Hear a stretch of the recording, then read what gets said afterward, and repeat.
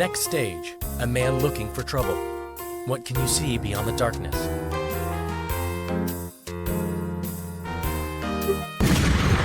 When you look beyond the darkness, tell me, what do you see? It's your boy T-I-N-Y to the P. Yeah, he's looking for trouble here on twitch.tv with Crash or Jade or Spyro or Leon Kennedy. Is there a new game to start? Is he doing some art? Maybe knowledge of an 80s children's show to impart? Cause he's pentiferous, vigorous, rigorous. He's damn vociferous. When arting or Mario Karting, he's very carnivorous. Tiny Peter. Tiny Peter. Check the mic and make sure it sound right, boys. With a great rate of save states abating his fate, Peter's greeted by emote of cheaters when people donate. Give him a or a and we'll build up the hype, and I'll struggle to read half the words that you type. So are you ready to go? Come on, what will it be? Are we gaming or painting or watching dated kids TV? Grab a bite, crack a sprite, dim the lights, sit tight cause the stream's about to start and the mics sound right. Boy. Tiny Peter. Tiny Peter. Check the mic and make sure it sound right, boys.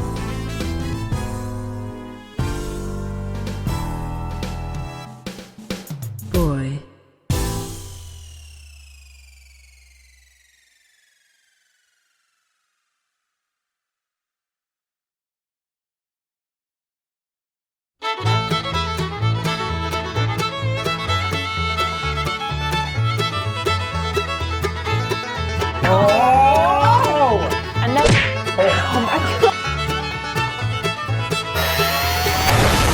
Stop. Twerk! Hold on, everyone! Oh! Right. I added more poo to the poo. So you start. It's like Play-Doh.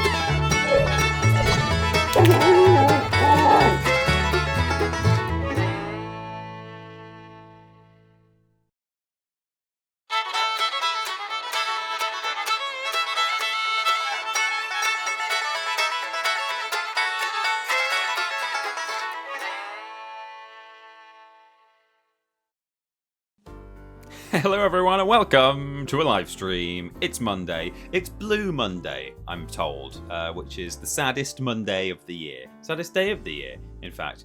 We're in the usual blues behind me. Hope you've not got the blues, and if you have, maybe today's stream will cheer you up a bit. Would you like that? Yeah. I hope I can manage it. It's Monday, my dudes, and you know what that means. Yeah. It's a live stream with your boy Tiny Peter. Yeah, Rusty. boy. Mm. Hello, TP. Hello. How are you? How was your weekend? Happy Monday, my dude. Hope you are having a fantastic day. It's not Happy Monday for some. It's Blue Monday. No, it's good. Blue Monday with Blue Peter, says Coolie Wooly. You're right. No blues, no clues. Oh, it's true. I had to go back to work. I'm very sad, says Lobrosovich. Oh, well, that's unfortunate. Our boring loner immediately remembers the long drawn-out anecdote I told. Was it? It wasn't last week, was it? I feel like it was longer ago than that, but then equally I'm trying to remember what I was doing while I was telling the story, and I feel like I was being Jersey Devil, struggling with navigating a... Yeah, I thought it was a month ago or something, C. Ben. It was like some weeks ago, but in my head, what am I playing when I'm telling that story? Anyway, there was someone called Raymond who was a family friend, and it really threw me off as a sort of a 6-year-old that is he called Rayman? Because that's not a real name, but why is he called... what? I'm really confused. So there we go. Wonderful. So, thank you very much, Stephen, for your bits there. It is Monday, my dudes. I had a very nice weekend, a very relaxed weekend. I actually just played loads of The Unholy War on hard mode and won on both teams. The 12 level strategy mode on hard AI difficulty, which is the hardest it gets. So I'm basically the best player in the world at The Unholy War, is what I'm saying. I'm also the only person still playing that game, but that's irrelevant. I'm better than the AI. So did a lot of that. Didn't play a lot of Outlaws, even though I have been enjoying Outlaws. But yeah, had a really nice chill weekend. Yes, I'm having a good day as well. And didn't stream it, ? Wow, says Lobrosovich. Sadly, you may be the only person who still wants me to be streaming that game, Lord Brotovich, and perhaps one day, if BillyCon happens, then we can get on a stage somewhere and play competitive Unholy War together. So sip, slurp, nice hot tea in my cold house. We don't like to. We try not to have our heating on too often, and we have now decided that, you know what, we're going to have our heating on so that the house is warm when we get back on a Monday from work. Because normally it's warm on every other day of the week, because obviously I come home 2 hours earlier to do my stream, or an hour earlier, in fact.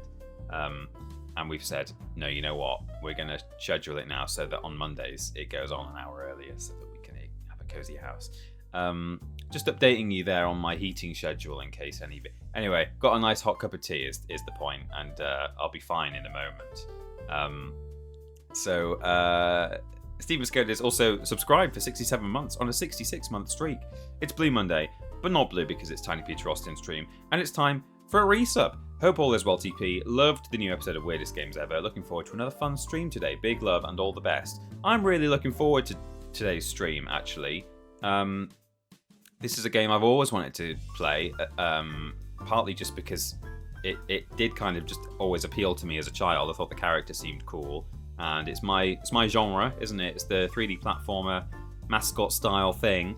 And then in later life, when I became a huge fan of Beyond Good and Evil, it also kind of occurred to me that, hang on, this is it's also done by Michel Ancel, and I really liked the King Kong, Peter Jackson's King Kong, the official movie of the game as well, which was also directed by Michel Ancel. So I assume I'm going to enjoy this very much too.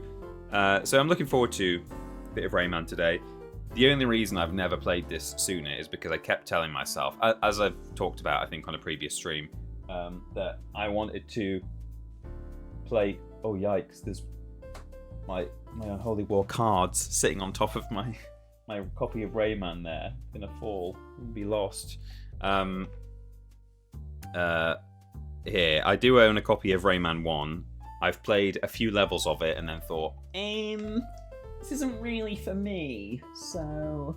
and then this disgusting silver label copy of Rayman 2 next to it there, I've never played, because I am the kind of person, as I've said many times before on streams and on podcasts and stuff, stand up on Holy War cards.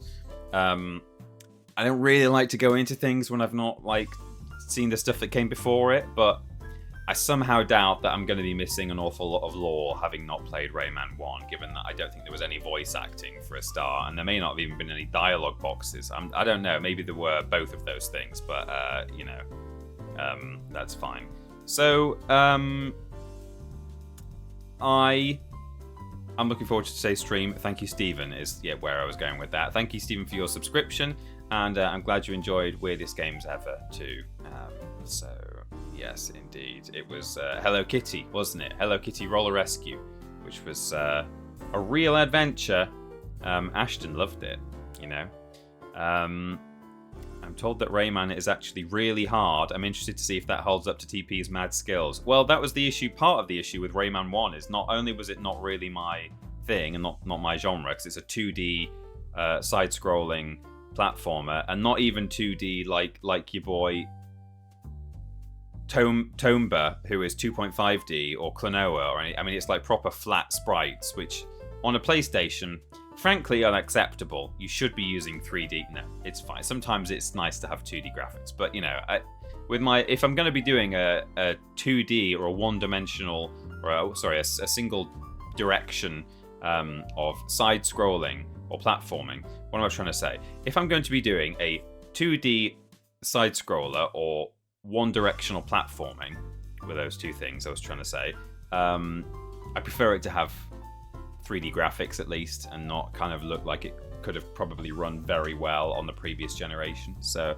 but it was also very hard, is the point. So we will see how well it goes. I have such fond memories of this game, says Radiohead, or B Radiohead. My aunt, who passed 2 winters ago, bought this for me way back on the day of my first communion as a gift. The ceremony didn't stick, but this game sure did. Well, that's lovely, Radiohead. I didn't get video games bought for me on my first communion. What did I get?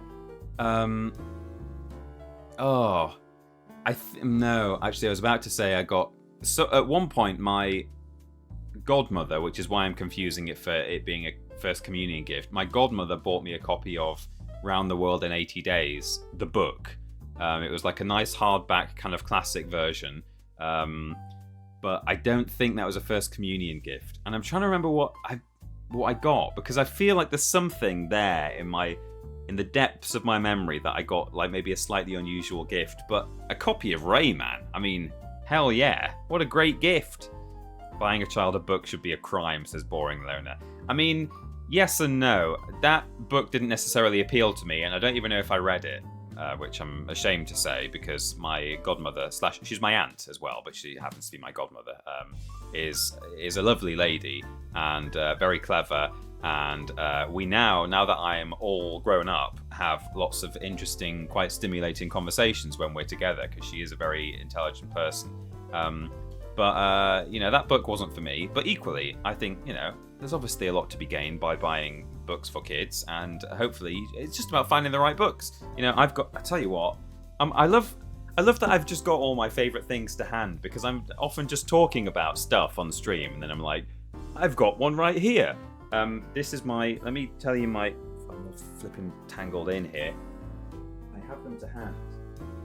This is the original set. You can't really see down here, can you? No, you can't. This is the first of the whole series, and there are loads of them. This was my favourite series as a child.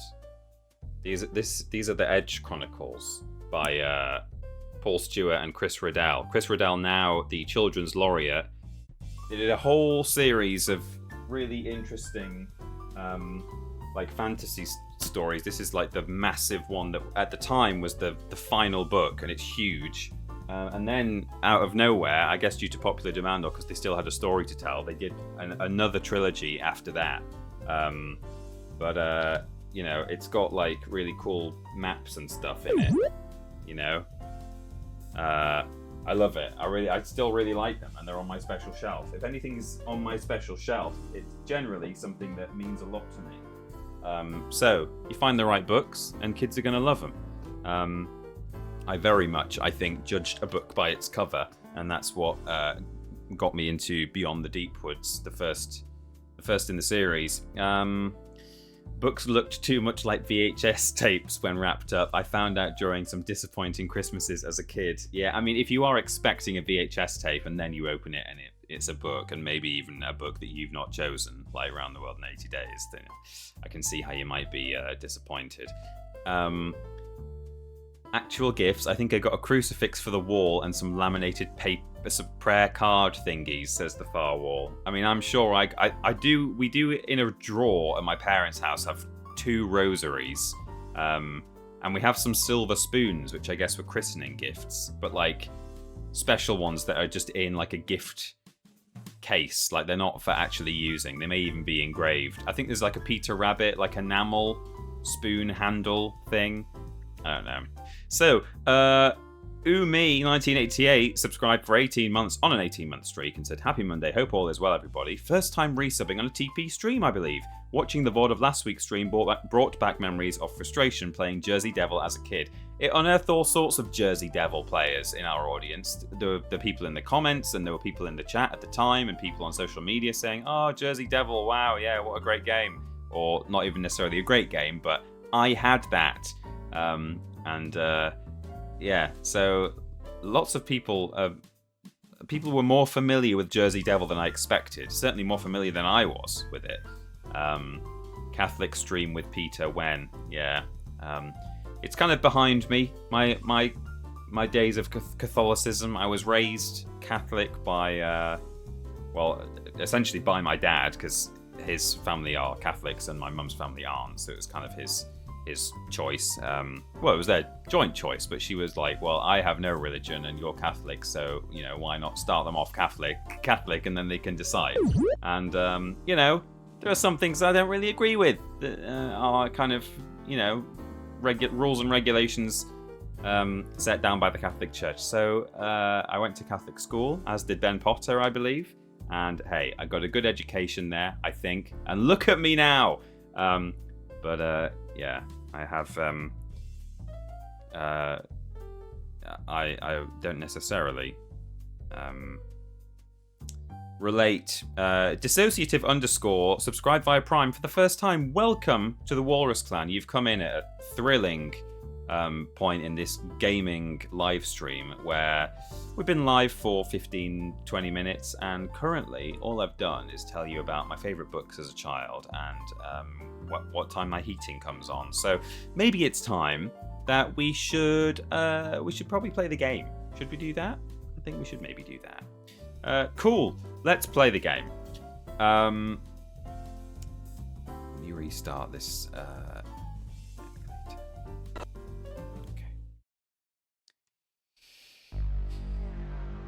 Oh yeah, what a nice noise.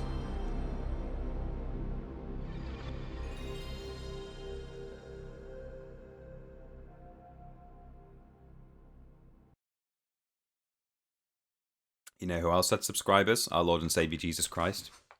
You're right, he did. Yeah, why didn't they teach me that in Catholic school? How to get subscribers just like Jesus did. Would have been handy. Right. Well, start button isn't working just yet. There we go. Controller had to be reconnected. Sounds a bit loud to me, but maybe it's fine. I'll turn it down a little bit. I'd rather it be a bit too quiet than a bit too loud. So just let me know if you want it boosting. Can't imagine there's an awful lot of dialogue in this game. And there is some, but okay, well, we've got our language. Can't turn on subtitles because, it's the year 2000 or something. Don't know when this came out. New game. Happy you're playing the PS1 version. It actually has voice acting, unlike the PS2 version for some strange reason. What? Wow. That's rubbish, isn't it?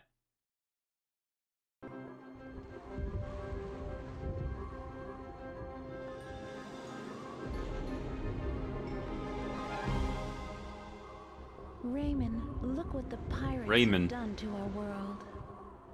Yeah, it's a pirate story, apparently. I didn't know this. And we do have subtitles as well, which is handy. Again, the cutscene is sort of halfway up the screen, but it's something strange about that's not how it necessarily looks for me on my monitor. But then I think once the gameplay starts, it will fill the screen. Kind of a strange thing that DuckStation emulator seems to do in places. It's fine, as long as you can see it all, which you can. The robots search for innocent prey. In the chaos, they exploded the heart of the world. They exploded the heart of the world? The 800 lumps of energy which form it have been scattered.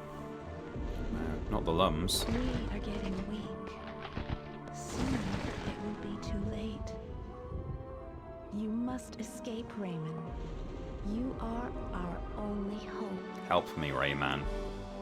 Rayman. So, there are pirates. Excellent episode of Worst Games Ever last night, Peter. One of my faves this week, Carrot XO. Well, I'm glad to hear it. It was a good one. I enjoyed it. The Buccaneer prison ship of the pirates, Commander Admiral Razorbeard. What a cool name. Slaves now on board 18,960. I will send you some help. I do love some sci-fi pirates. I really do. I'm loving Skeleton Crew. I really like Treasure Planet. If Skies of Arcadia wasn't a JRPG, I would love that.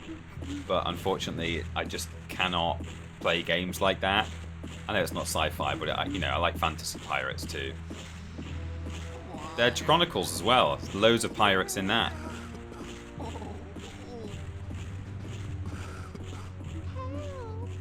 Oh no.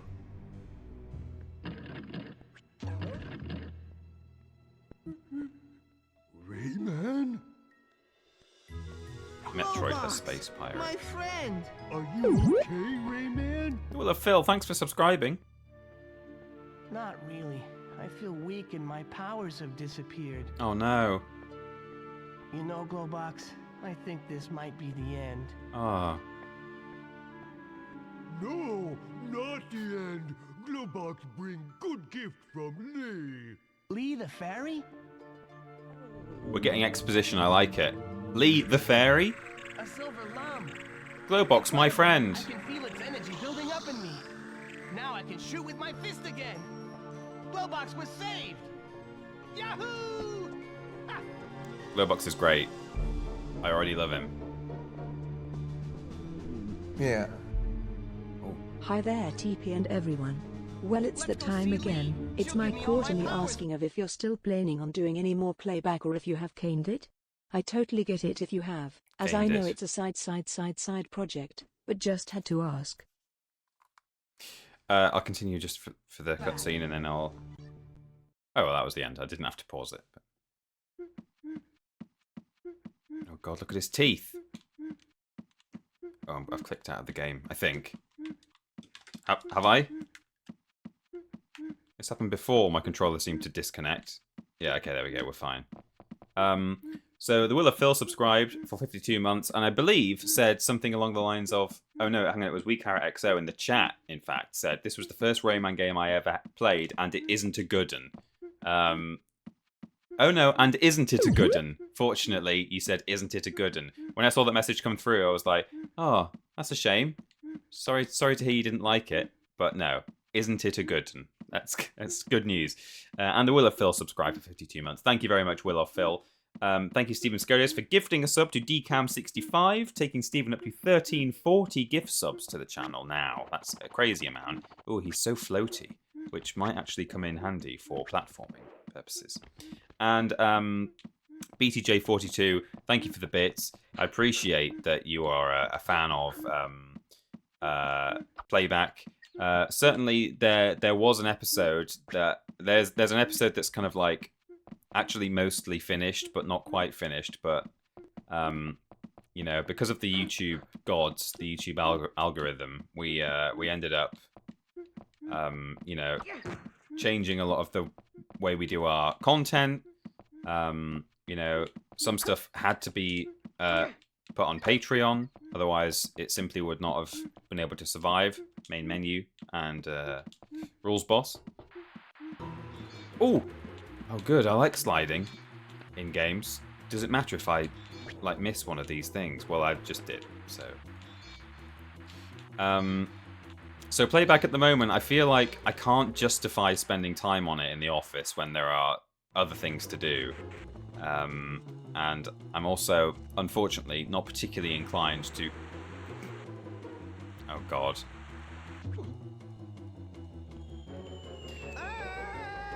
Use your helicopter ears, Raymond. Not particularly inclined to do a load of video editing when I get home from the office. So, as things stand, that episode of Playback is not...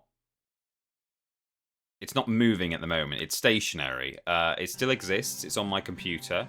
And whenever I'm writing a to-do list for, say, the week or for the month at work, right at the very bottom, I sometimes do put work on playback ? So it's not that it is outright, intentionally, wholly, deliberately, for all intents and purposes, canned. But it's just always the very, very, very last priority.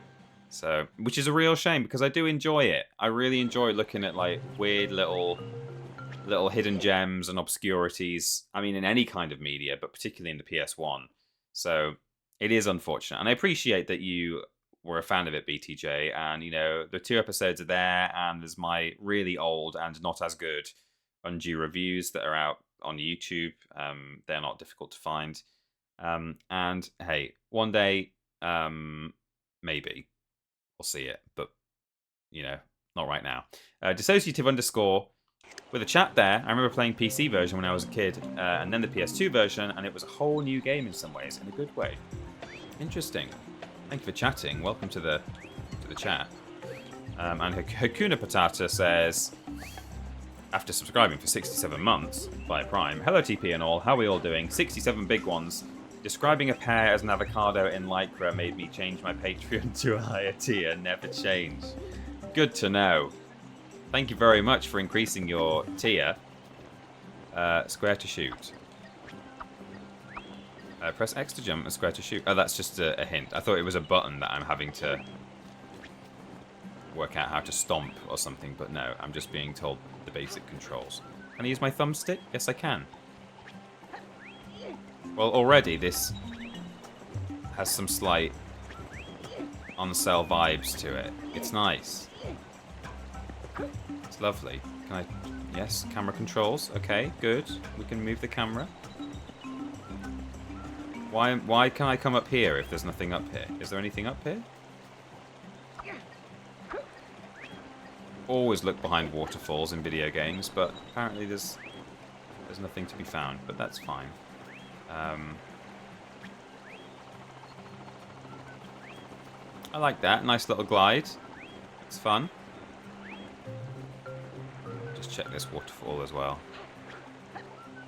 I think it was such a cliche for so many years in games that you don't actually tend to see things behind waterfalls anymore. Not so often. But there was a time when you wouldn't really have a waterfall without something behind it. Gather a lot of yellow lums, they will give you access to new places. Okay. To vibe. Who doesn't want to chill on top of a waterfall? It was a nice place to be. I mean, it immediately made me say, oh yeah, I'm getting some nice chill Michelin-style vibes. I don't think I said chill, but that's kind of what I was feeling. He likes his nature influences. I'm doing a good job, really, today, aren't I, of mentioning people who are, at the very least, controversial, if not... You can point the camera with L1 and R1. Hold. Ooh, okay. Cool. I don't believe there are... because there are obviously some... there have been some claims and issues at Ubisoft about like actual predatory behavior and you know, that kind of thing, and I don't think any of that has been pointed at Michel Ancel, which is a good thing, fortunately. However, apparently there was just sort of general toxic workplace culture and not the best management style, to say the least. So, you know, we want our daddy. Oh no. Don't worry, kids. I'll bring your father back. But first, I gotta go and find Lee. Hello, Drew. She likes to hang out around here.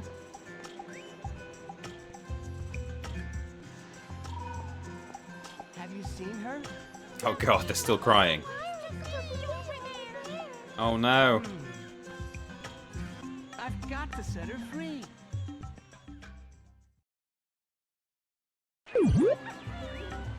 The only time I have sort of thoroughly consumed any kind of Rayman media from start to finish. I've never played a Rayman game in full, and although he sort of cameos in stuff occasionally, the only thing I'm properly familiar with was his appearance in Captain Laserhawk, the Netflix show that was based on Far Cry Blood... What was it called? Blood Dragon? Blood... You know the one. Where Rayman is a news reporter who... well, I don't want to spoil it if you've not watched it yet, because it's actually really good. I mean, it's revealed in the trailer that there is, you know... I think it's revealed that at one point he has a gun, and, you know, he like, eats sushi off a naked woman at one point. Which you wouldn't expect from this colourful little character, would you? Far Cry 3 Blood Dragon, yeah, that's the one. Isn't Rayman a Ubisoft game? Yeah. He appears in that series, as do lots and lots of other Ubisoft-inspired characters. So Rayman pretty much is the only one who is as he appears. Well, I mean, he's not as he appears in his game because he's doing drugs and holding a gun. But, I mean, he is just Rayman and looks like Rayman. Is that not a hint? Oh, no, I need to drop this dangling thing on it, do I? But pretty much everyone else is more like they don't necessarily look the way that they do in their game. Do I have to keep doing it? Yes. So, for example, Jade from Beyond Good and Evil is in it, and Paige, but they look a bit different. But at one point... I'm king of the teensies. Oh, so am I! Your courage. Don't listen to him. I'm the king of the teensies. But... No, I'm the real king. Come on, who's the king? It's me, Tiny Peter. It's me. Me. Me. Me. I like how they're out of frame. That's good. Me. Me. Stop! I absolutely must see Lee. Do you know where she is? Down with the monarchy and Rayman. Indeed, I'm a Rayman Republican. This is not easy to say, but I have to tell you this. The pirates have taken Lee to the fairy Glade, and they've locked her in one of their strongholds. To find her, you'll need to go to the Hall of Doors. The hall is a magic place. It leads to many other worlds. Oh, the Hall of Only Doors. we, Is it? the teen seeds, It's a warp know how to room, get there. is what you're describing The there. passage requires 10 lums, but I see that you have them. Prepare yourself for a great journey. Wait, don't send me there yet. There's still a way I can go down the hill. I've not 106%ed this level yet. Don't jump in it, Rayman. No, don't.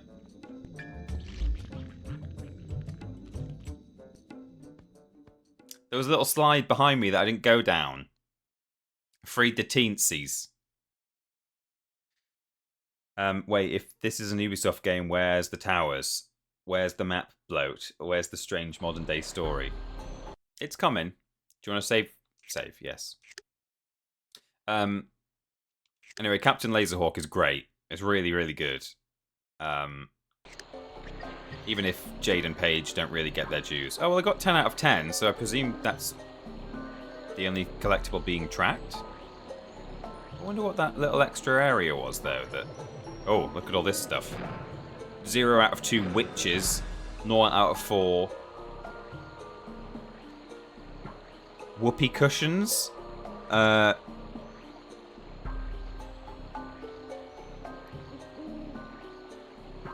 Dr. Seuss characters. Referee whistles made of cheese. Cheese bombs, yeah. I'm seeing cheese. Right. Ball bags. Well, yeah.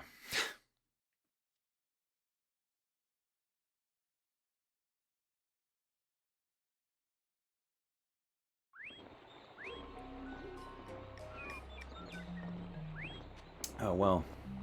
That's over now, that cup of tea. It's done. I'm sad. It was nice.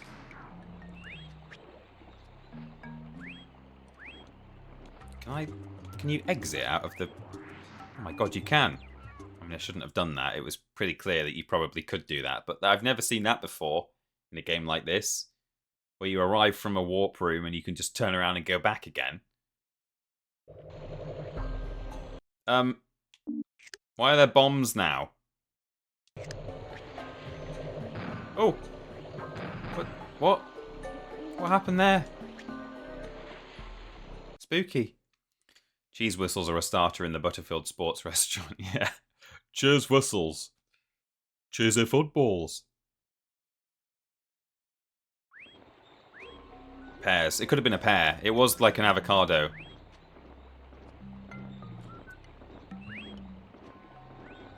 Okay, I won't nope straight out of here this time.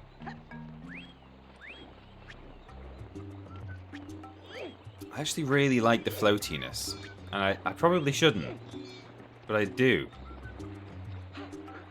It just gives you so much control for jumping from ledge to ledge. Oh, oh! Intentionally going the wrong way. It did not pay off. I'm sure I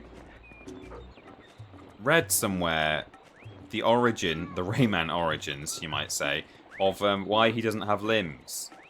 And I can't remember anymore. Was it to save polygons, or was it...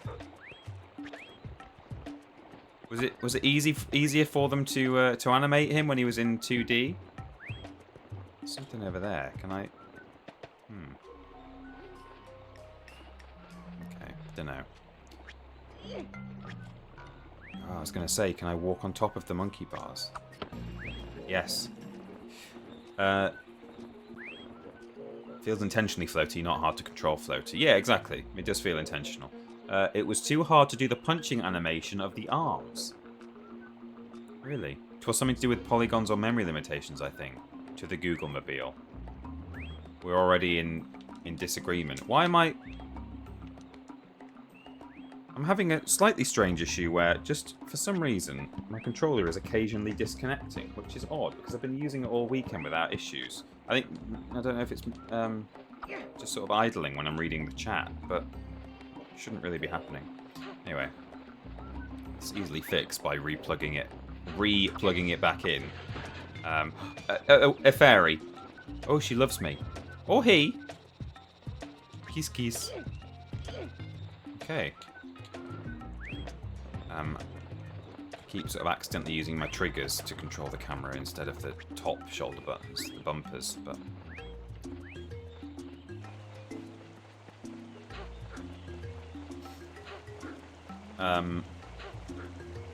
It's a French... Is it not a French thing, says Death89? What, having no arms? Or legs, but still having the hands and feet? They made his limbs from baguettes, then got peckish. Sure. They don't love you like Spyro's fairies. No, they don't. Oh, I didn't see that hint. Okay, so I googled it, and when he was created by a bunch of fairies, they happened to lose a few parts in making him, namely his limbs. Thanks, Google. Well, that's the in-universe explanation, but is there a technical explanation as to why the developers actually chose not to give him arms and legs? That's what I'm kind of curious about. If it's because of some kind of development thing. Grab the green lums, or looms. If you die, you'll reappear where you last took one. Took one? It does imply that it's one of the drugs he may be using in Captain Laserhawk. No, it's top. Use your bumpers, not your bottom shoulder buttons.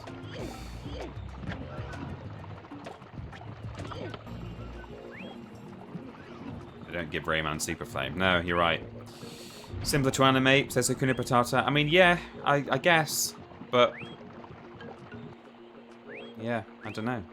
It might just be as easy as that, but you know, I guess the point is, arms and legs aren't so hard to animate that you would feel forced to get rid of a guy's limbs, you know? Oh, he even swims quite well.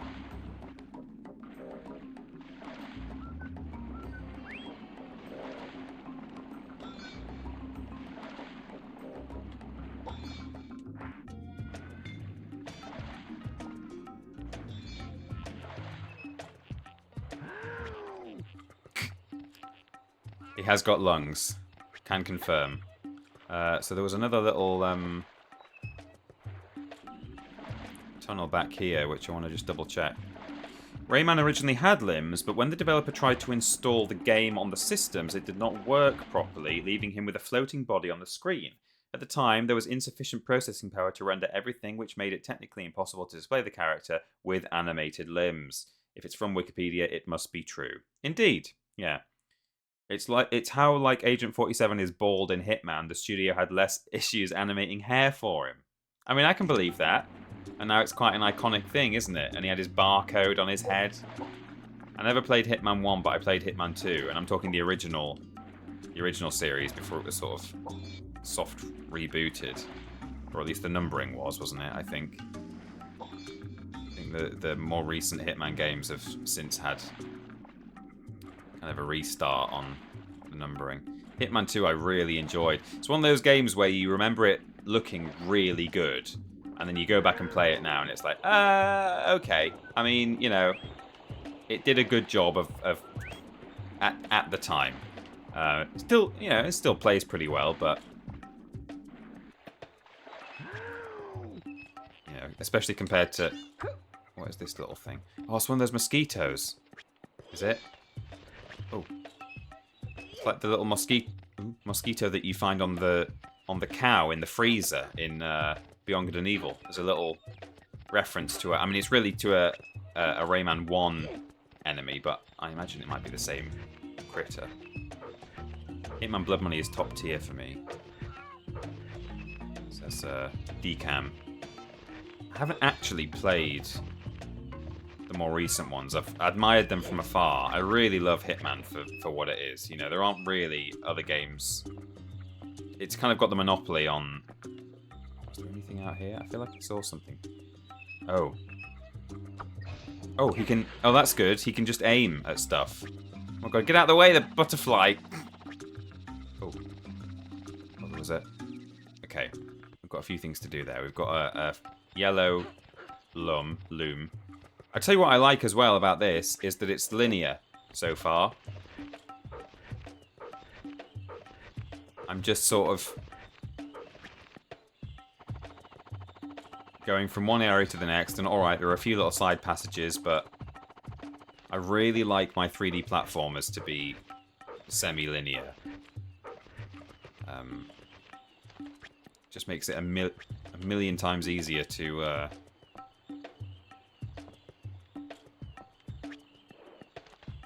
navigate. Just a straightforward romp, you know? Everyone likes a romp.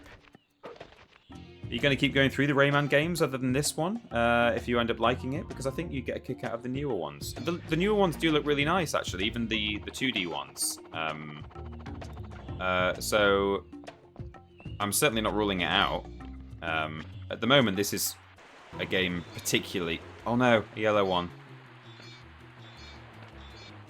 This game in particular, I have always wanted to play, and you know, doing it on stream. Can I just talk about how? I mean, I know I'm running this on an emulator that's like making everything nice and sharp and stuff.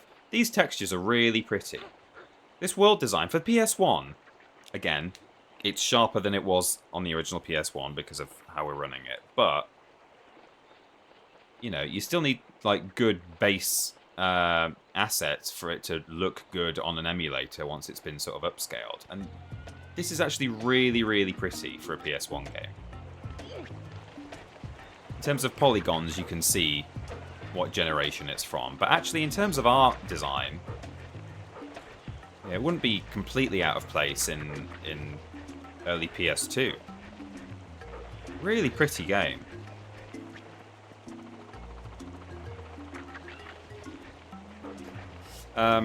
But yeah, BTJ, I'm certainly not ruling it out.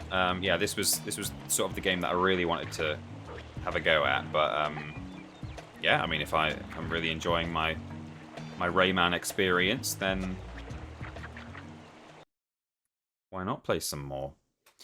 I feel like last week I didn't really know exactly what I wanted to stream, and then suddenly I've got like loads of ideas of things that I want to stream. So we've obviously got Rayman. Oh, let's just see what's happening here. A robot pirate. A pie rot.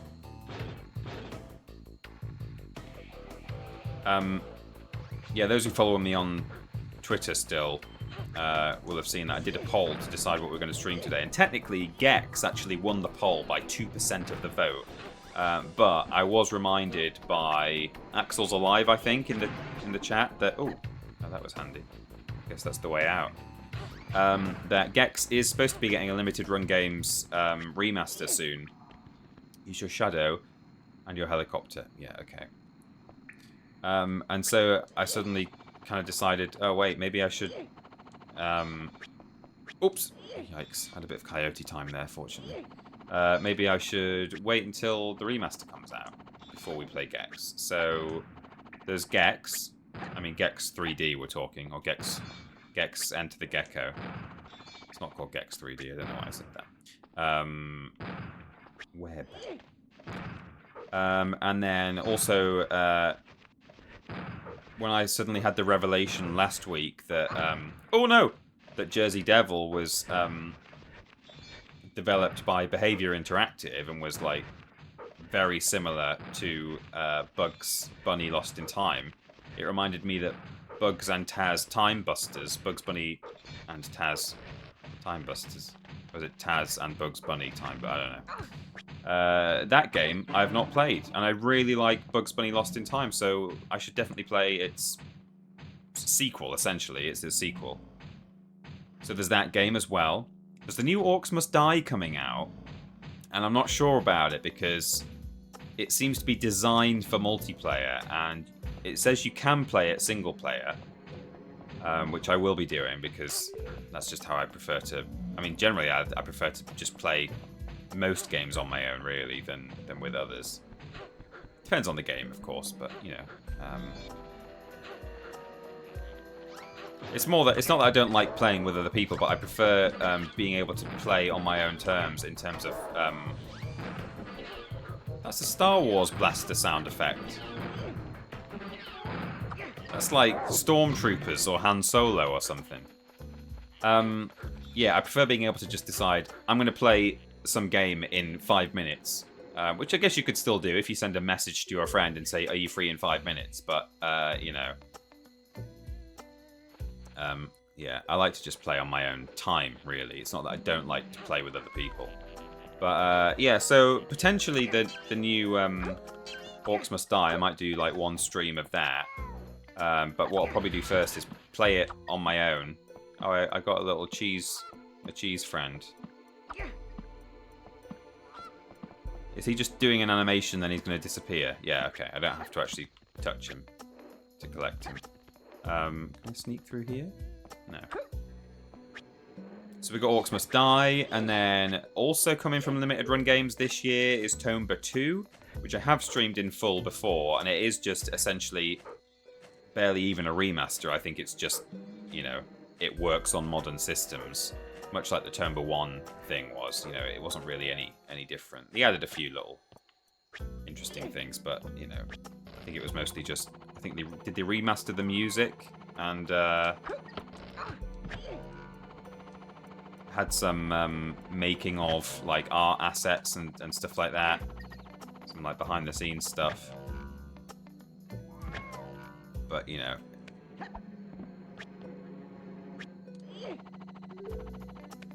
there wasn't a lot to it, and it's probably going to be the same with Tomba 2, but it's still an excuse to just replay Tomba 2 on stream, so I'll probably do that.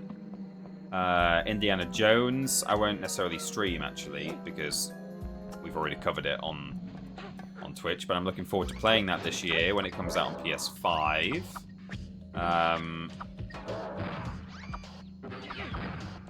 That's nice as well, that I can lock on and strafe.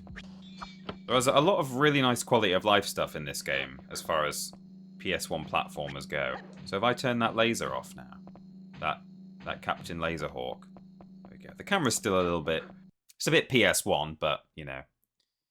Oh no, Peter has to play more Tomba 2. Oh, what a shame. Smiley face. Yeah, indeed. Yeah, I did. I defied the will of the people. You're right. With the poll.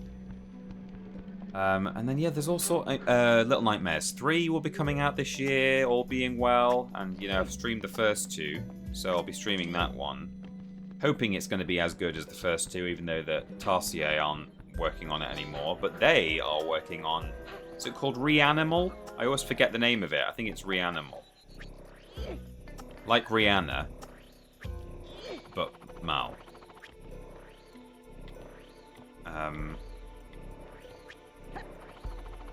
Ooh, okay, I hope I'm going to be raising some sort of bridge, because I've missed a few yellow boys up there.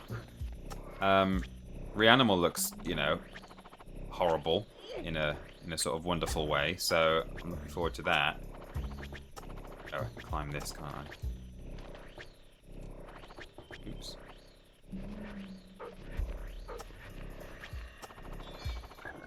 Let's get Peter to talk about Star Wars again. I mean, there's that as well. There's Jedi Power Battles. That's coming out, which I've never played like in full. I've never completed. I have played it, but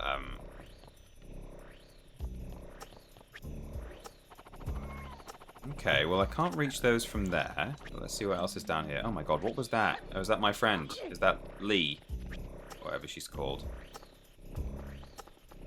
I'm just going to leave her behind. Head down this way. Oh, that looks like a whole other part of the level. Okay, let's not do that.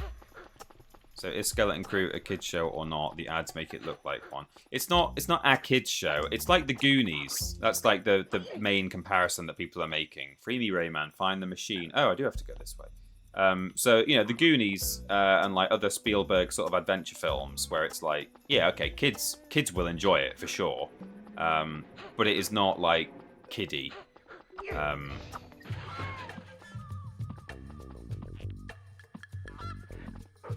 Throw it up, press X to throw it forward. Oh wait, yeah, okay, no. Oh, throw up. Not many games let you throw up, as it were.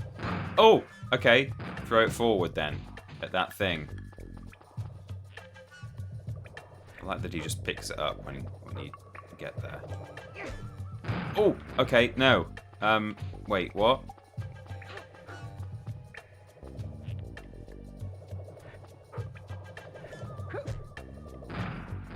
No, that's not right. What am I doing here?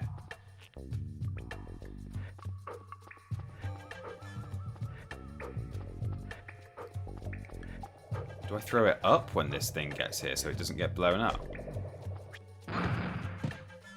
No. What? How do I carry this? Oops. Wait, when I'm throwing up, can I do my attack? Oh, I think maybe I can. That hit the ceiling, but... So can I throw it in the air, shoot a projectile, and then catch it?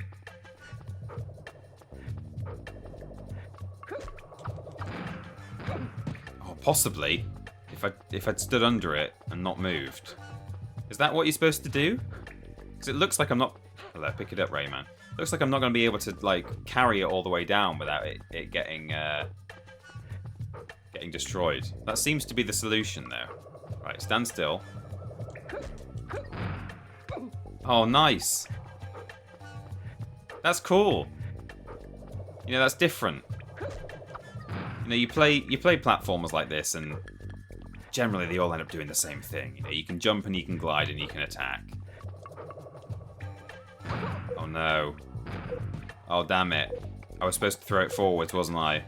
At that machine. I sort of by the time I got there, I forgot what I was supposed to be doing. But I've got it now. I know what I'm doing. He doesn't look very happy in his little sprite. That Skeleton Crew's worth a look. I've really enjoyed it.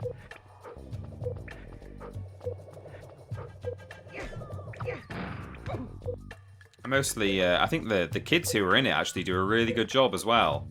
I think one of them is written like... Oh no, that's not right. Where am I throwing it?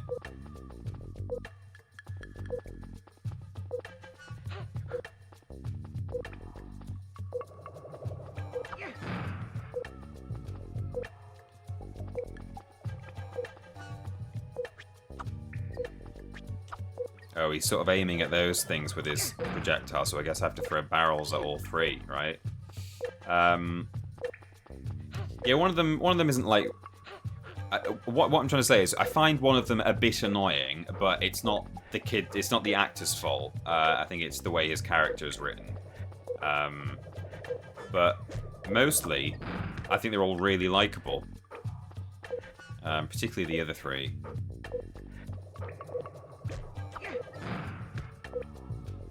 That's great. I really like that mechanic. That's fun. Okay, so will this now... Okay, there we go. Oops! So, I've worked out what I'm doing. Shame about my health, but hey, I'm a pro now. We'll be fine.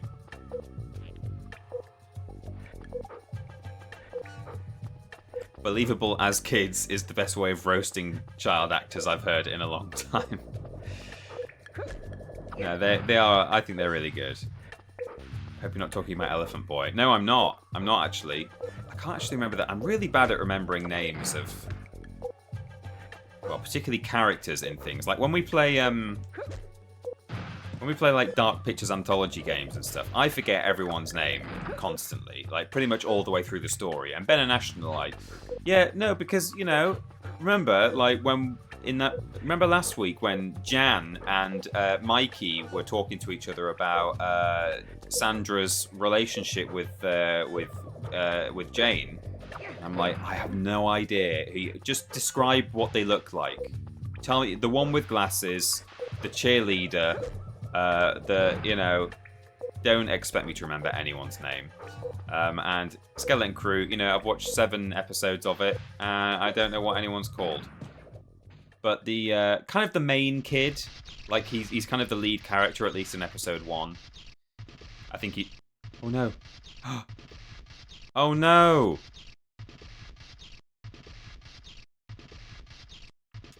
Oh, okay. Well, I was able to skip that at least. I thought we were like properly glitched. Well, I guess the machine broke and we freed the fairy. I hope there was no important dialogue there. Any experts in this game know whether I've missed anything super important?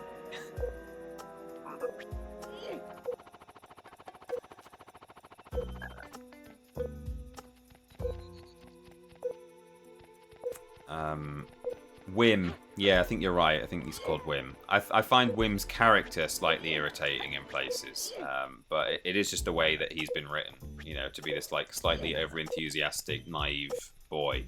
Whereas I think all the others are really good. The kind of like the eldest girl, I assume she's older than the others. I mean, she's taller, which is not necessarily the same as being older. In fact, they're probably all the same age. But the one who was the captain, she made herself captain of the ship. I think she's great. To grab the powder keg, place yourself in front of it. Okay, yeah. So, right, we freed the fairy. She gives you your main objective and your powers and some lore. Oh no! Hang on. I'm going to pull it up. I'm going to find Rayman 2 all cutscenes. We can't be missing this. Let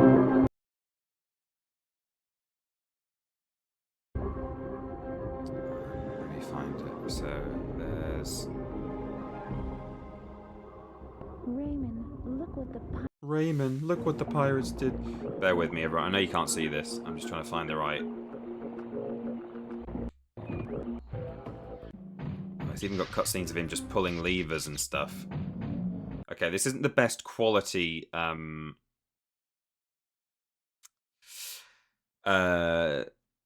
video, but will that work? Yes, sort of. Let me make that. Oops. Shrink it down.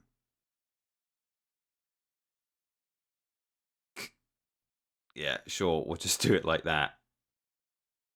It's crude, but it'll work.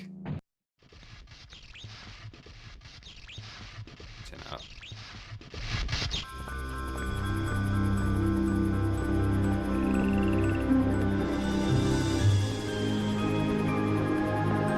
Lee, are you okay? Oh, Rayman, at last. I was afraid Glowbox had failed. He gave me the silver lump, but we got separated. I need to find him and get rid of the pirates. But to do that, I'll need all of my powers. I'm too weak to give you back all your powers. The pirates broke the heart of the world into 800 lumps. 800? And combining the energy has become very difficult. But there may be another solution. Have you ever heard of Polycus? No. No. He's the spirit of the world, and his powers are immense. He could help you defeat the pirates. Unfortunately, he has been secluded for many years. But there is a legend which says he could be awakened. if you reunite It's a the bit 4 crackly, isn't it? It's a bit masks. poppy, but... The 4 masks? These masks are magical and very powerful. It's a good job we didn't just move on without watching this cutscene, isn't it? There's an awful lot of lore being dumped right now. They are hidden in secret and mysterious places. Find them before the pirates do. This is our last chance. I'll help you by giving you all the energy I've gathered.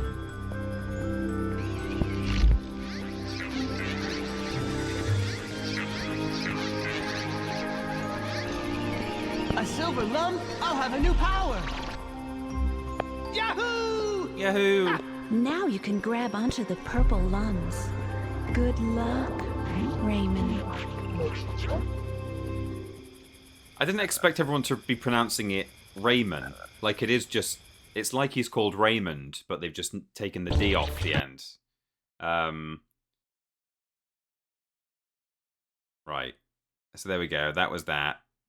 I'll leave that cutscene compilation open on a tab, just in case we need it. Yeah, they're all calling him Rayman. I kind of thought everyone would be saying Rayman. But that's fine. We'll do a little save state. Because it felt like the game had fully crashed before, and then we were lucky. But you've met him, Peter. Surely you learned how people said his name at that dinner. Yeah, well, that's what confused me so much. Yeah, that pronunciation threw me off. Have we had it wrong all these years? Says Mencius the Wise. Rayman. So wait, which way? I'm all turned around now. Is this... Oh, right, yeah, okay.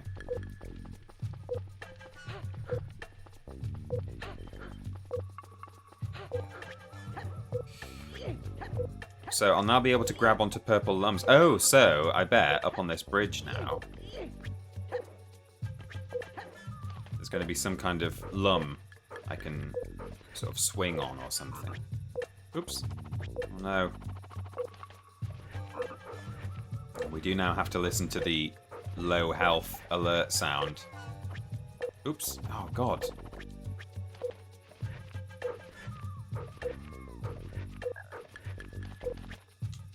There we go. I was actually jumping too high up and I was bonking off the ceiling. There we go. Grab onto the purple lums. Shoot, shoot them. To let go, press X. Oh, I see. Oh, nice. Oh, I thought I'd just be grabbing it like a... But no, I'm doing it like this. Oh, this is really good. It looks good. Once again, it's being upscaled by DuckStation, which is by far the superior PS1 emulator. I've had such a much better time with DuckStation, apart from obviously that cutscene that just broke. But generally, it's the way to play. And yeah, it looks good. Story's fine. I don't really mind one way or the other about the story, but it plays really well as a platformer. There's actually interesting things going on. Like unique stuff. Oh, it's a teeny. A Gadgetinus. Okay, well that's this room done. Oh, he's dancing. What's happening? Oh, okay. The end. Hi, Peter. Man, I loved this game as a kid. Says Strawwatt NPC. I'm glad you enjoyed this as a kid, and hopefully you enjoy watching me play it. Thank you for saying hello. Do I want to save? Yes. Rayman 3, they call him Rayman as well. I know too much about these games. In the PS2 version, they redid all the voice acting, and it's Rayman, not Rayman. How interesting, Dissociative. That is really weird. So it's like they kind of said Rayman in this version, and they were like, oh, no, we shouldn't really have done it that way. Huh, weird. So I could go back now and get the final cheese and 2 yellow lums, but I think we'll carry on for the time being. Welcome back, Rayman. So, did you guys figure it out? Are you the real king? We're a little more organized now. Oh.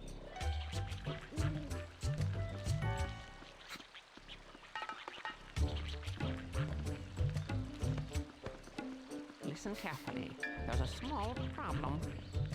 The pirates are also looking for the masks. Uh-oh. To stop you, they've closed access to the first mask. But if you have 50 lums, we can open the door for you. I do have 50 lums. Great! You've collected enough lums to pass through. That's nice that they get the cutscene to just run on when you do have... Because presumably if I didn't, it would either end or he would say, you know, come back later when you have 50 lums. But, you know, they've got contingency for whether or not you've got the lums. The masks are watched over by very Second time that's happened. Guards? Yes, Polycus ordered them to eliminate all intruders. You ought to defeat them and grab hold of all the masks. One last thing. Remember to collect lots of lums. The second door will only let you through if you bring us 150. I mean, those guys did actually make me, if not laugh, then blow slightly more air out of my nose. So, you know, mission accomplished by the writers. I enjoyed that. I had a tutor at college called Rayman, which I guess is sort of like going to school with them.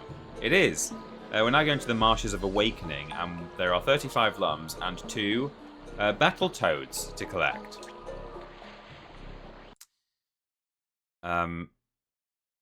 I'd love a modern 3D Rayman, but I really doubt Ubisoft would do that.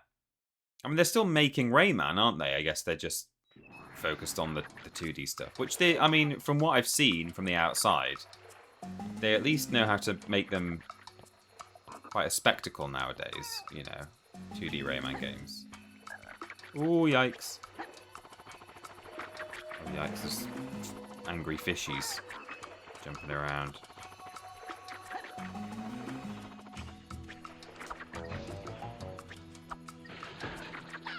Okay. Got a little green fly. Oh, he's healing me, is he? I was still on low health from all that time ago. Can't turn my camera. I feel like... I don't know if there was a... Oh, yikes. I don't know if there's another lily pad behind me. Oh! He knocked me off. Okay, well, at least I'll get full health now, presumably.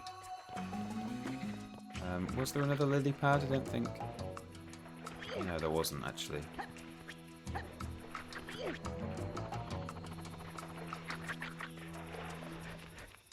There's a nice flow to this game. I think the floatiness lends itself to kind of a flow. Ooh! I thought that was grass. That's my mistake. It was just more water. More swamp water.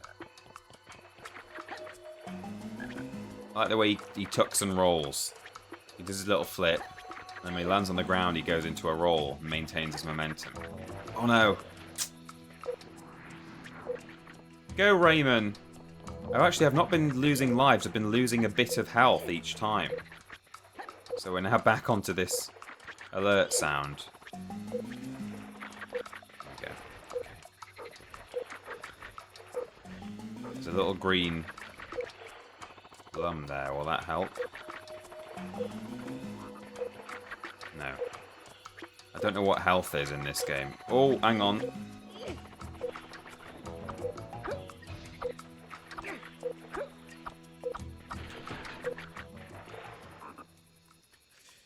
Just because I'm wondering now, because all this Rayman stuff has got me thinking, did you ever play any of the Oddworld games? Because they're another one that get overlooked when it comes to great platformers. I played a little bit way back of Abe's Odyssey, and at the time, because I was quite young, I didn't really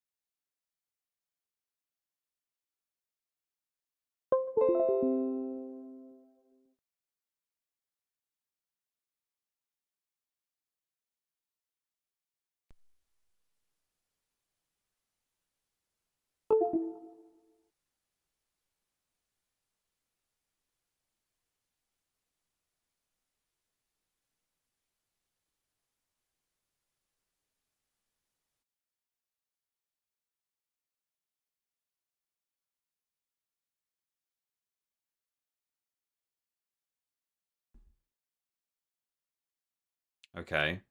That seems to have... Don't know what that was about. Microphone just disconnected out of nowhere. Kept plugging it back in. It was not being recognized. Unrecognized USB device. I've put it in a different USB slot now.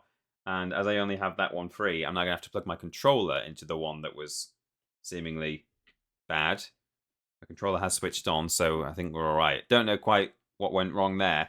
Oddworld. I played Abe's Odyssey a bit, and I was quite young at the time, and I thought, oh, I don't quite... this is quite grim, isn't it? And it's quite... Oh, and it's 2D, and it's quite... You have to, like... It's strategic. It's not just a platformer where you're running and jumping and attacking. You have to, like, you know, do smart stuff. It's quite puzzle-heavy, isn't it? And so at the time, it didn't appeal to me, but I have... thought about going back and giving that a go as well. So we could even maybe stream Oddworld at some point, because yeah, that is a series that I would like to be kind of become more familiar with, I suppose.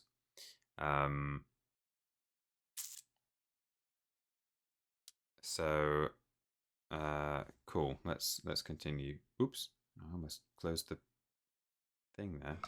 Forget it, Sam. Sam. I forgot how good it feels to stretch out. Sensational. He's a snake. Tell me, do you know where to find the 4 masks of Polycus? Sorry, Rayman, I don't know what you're talking about. But I did see Glowbox get captured by 2 pirates. They took him somewhere out beyond the marshes. If you like, I can help you get over to the other side. You can grab onto my scarf by shooting at it. Okay. Then press cross to jump. Cross? Come on, let's go. That is the correct name of the button. We all say X, but it's cross.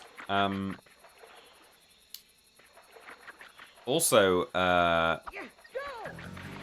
my god, it's water skiing. Oh, some sort of swamp hag. Oh, I think I actually got that yellow thing. Oh. Oh no. Okay, smashed it. Oh, there's loads of stuff I'm missing here. I think I'm probably not going to go for the 106% in this one. That's fun though, that was good. Yeah, also, allegedly coming to PS5 this year might be Halo. It might be the Master Chief Collection. And if they do bring the Master Chief Collection to the PS5, I don't know, I might stream them all again. I have for a while now. I've been... Oh no, look up there! Oh, damn it. I missed loads of them. I missed that one too.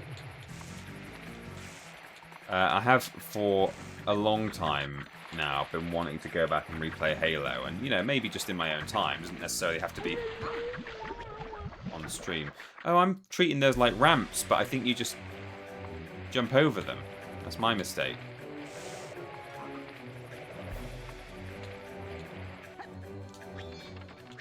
Whoa, hang on. Steady on. Did not expect that for it to go like that. I just disconnected from him. I thought I'd still be able to ski along. Happy 420 BBB blazed my dude's Lord 16 dab. I can't press Snoop. No better time than now to go back to the pirate jokes. Where do pirates get their hooks? The second-hand store. Very good. Ha ha ha. How did the pirates afford such a big boat? It was on sale. Oh no. Hi E. What does a pirate do when they get sick? They go to the dock. Ho ho ho. What's a pirate's favorite type of YouTube video? ASMR. Ha ooh ooh. ASMR. Do you know how okay. fuel efficient a pirate ship is? It can get 40 miles to the galleon. Hi hoo. Moggy raving rabbits. Efficient ships. Nice chippy tea. Efficient ships. Oh. Right, so jump over. Oh no, I don't know. Oh god, this is kind of tricky. Getting shot at and everything. It's 420, everyone, blaze it. It's the sex number. Someone earlier, I think it was Boring Loner, was saying maybe Peter will finally stream Halo Reach. You know, I've got absolutely nothing against Halo Reach. I really like Halo Reach, but I've just for some reason never got around to streaming it. It was a good game. I do prefer playing as Master Chief, but you know, Halo Reach is a bit more gritty. It's a bit more kind of serious. I mean, I guess the Halo trilogy is serious in itself, in that it's about, you know, it could spell the end of the human race if things don't go well. The stakes are high, but Rayman. in fact, you know, the entire galaxy could be wiped of sentient life. But yeah. I promise I will. Ray man fairy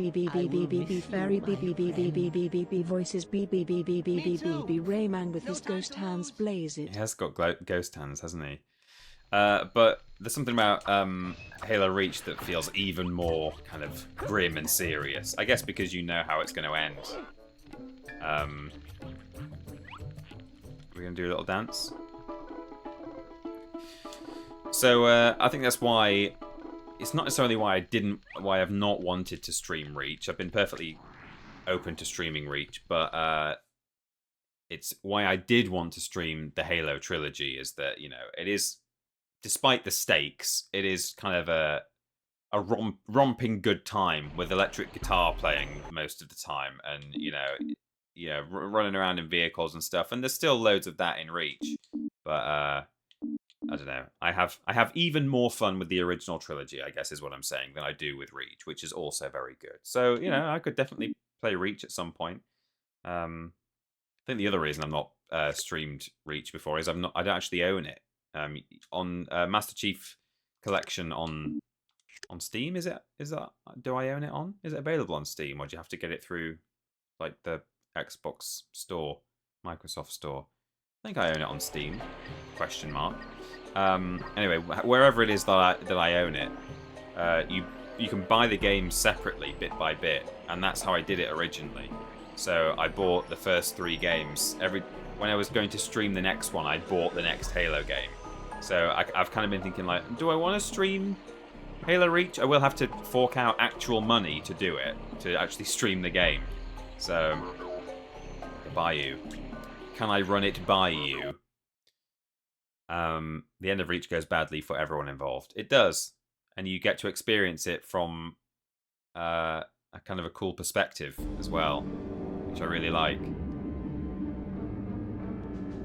Look at that ship. That's really cool. I like that. And I have Lavender Castle, which means nothing to anyone. Pov, you are Captain Razorbeard. You'll pay for that, soldier. Did he trip him up? Oh, right. I thought we were the captain there. No. With Smee. Made it to the swamp. What? You incompetent imbecile! Send the warship and destroy him. Oh, he's quite Yosemite Sam, isn't he? Grubby hands on the 4 masks. Hey, not to tempt fate, but this cutscene's running fine, which is good. It's clearly not a consistent issue. Some of our cutscenes will be okay, and others probably won't. I suspect that might happen again at some point, but we're doing all right for now. There is no downer ending. Everyone is fine at the end, and they cuddle and have a drink and are merry. Everyone's fine. Yeah. Noble 6 goes home and has a delicious moa steak. There were moas in that game, weren't there? I think moa birds.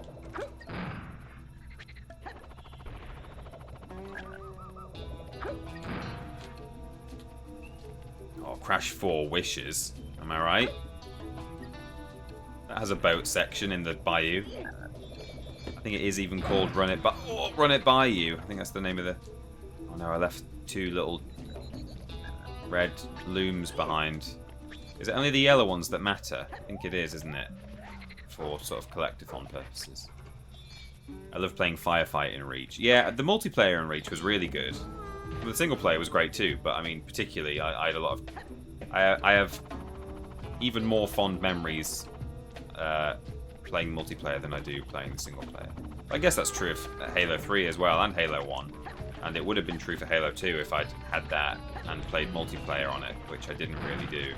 I played some local multiplayer at Peter's Gamer's uncle's house. And as I did with Halo 1, but a lot more. We played Halo 1 a lot more. And then Halo 3, that was a game I owned with my 360. I think it came bundled with it, and I played that to death. It was my main game when I was when I played online on Xbox 360. Oh no! Jesus, the momentum, the knockback. She sent me flying. Yellow collectible, red health, green checkpoint, purple Wii. Excellent. I'd worked out purple and green. I didn't realise red was health. That is good to know. And yellow, obviously, I knew was collectible. Red is health. I was wondering what health was before. It's possible to get health. I guess I can just dodge these. They're just going in a straight line, I think. Yeah.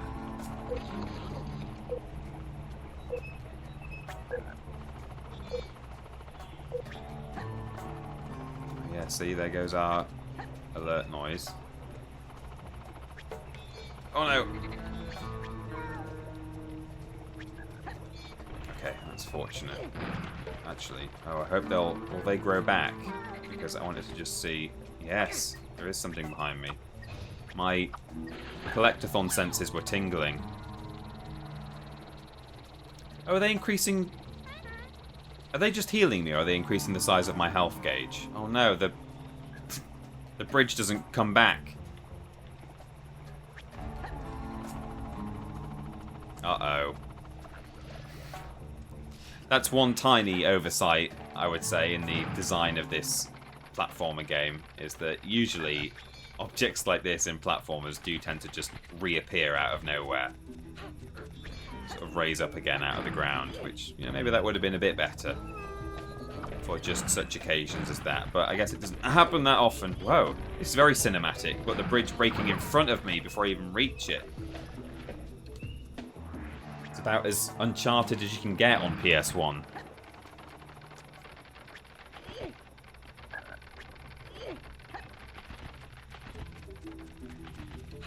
Oh, he also... That is really nice. That is such a minor quality of life thing, right? As I go around this corner, if I just hold upwards, so I'm going in a straight line, right? He turns the corner by himself. Again, that's like kind of a little bit cutting edge, really. I didn't realise how clever this was. As a... I always forget the numbers of the generations. 5th generation, 6th generation, whatever PS1 was. As a platformer of this generation, the fact that he does that by himself... I guess it's because the camera is actually moving. I don't think it's Rayman himself. I think the camera is swinging round because they've got the camera on a track. And because the camera changes, so does my forward-facing direction. But however it is that you're achieving it, you're making Rayman turn corners smoothly by himself, which is actually really nice. I think it might just be a product of the camera swinging around, actually, but might not be. Either way, it feels nice. It feels really, really slick.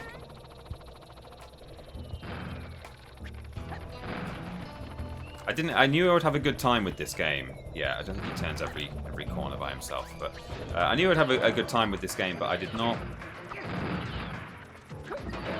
expect to find it. I thought it would have a really good level of polish, but I didn't expect to be surprised by it, you know. But this is really good. It's a step up from tank controls, that's for sure. Yeah, it certainly is. I mean, I have played enough tank control games that I can kind of cope with tank controls when I have to. I know some people just can't abide them at all. And I'm not saying I'm a fan, but can I actually kill these horrible fish? Oh, I can break his teeth. I keep forgetting as well that you can, you know, open those cages from quite far away. I don't need to... You know, I'm so used to playing, you know, Crash Bandicoot or Spyro or whatever, where ordinarily to break that open you would pretty much have to be touching it. But, you know, anytime I see one of those, I can just go for it straight away.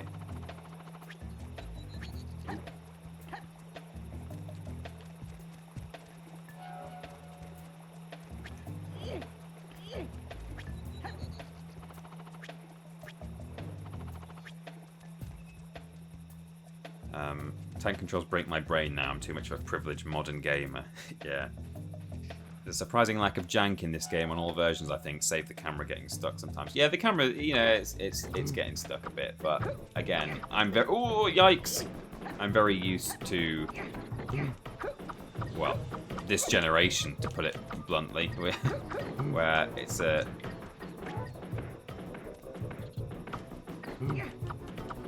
fairly common issue. In fact, is this man... Oh, okay. He's invincible, but if I get him on the bridge...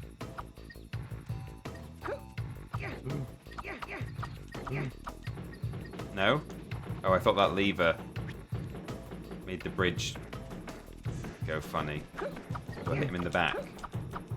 No. I'll just see that again.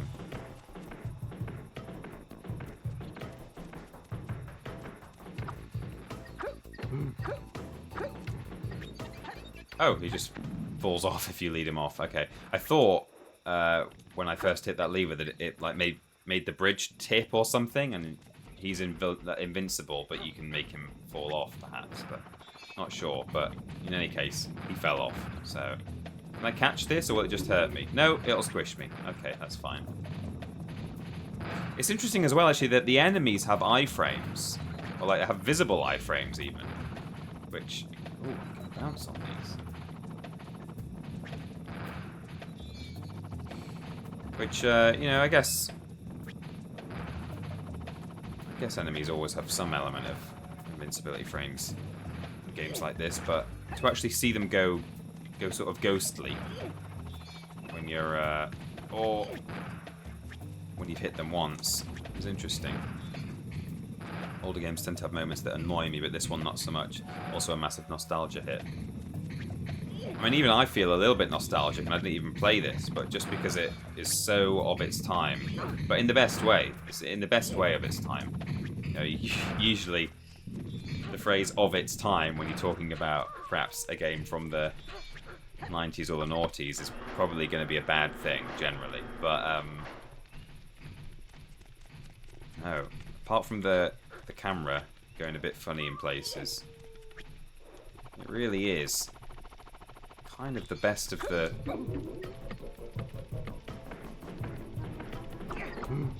Some of the best stuff that you could get in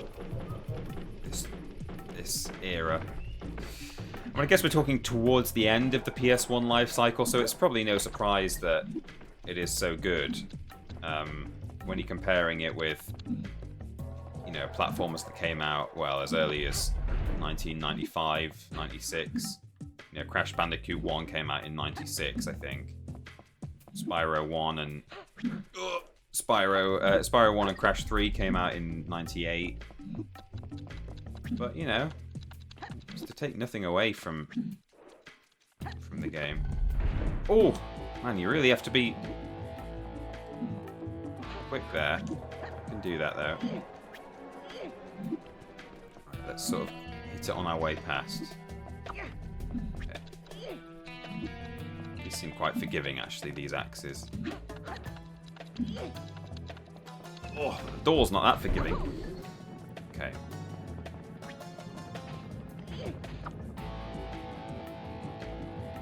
Or is there something up there? Yes, there is.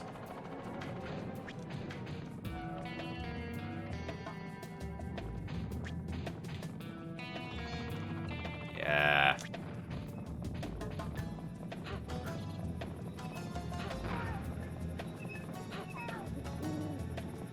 Interesting level designs as well. I mean, you know, I don't always know exactly where I am or what I'm in, what nature of structure or exactly what's going on physically, but I don't really care because it's all kind of Kind of cool looking.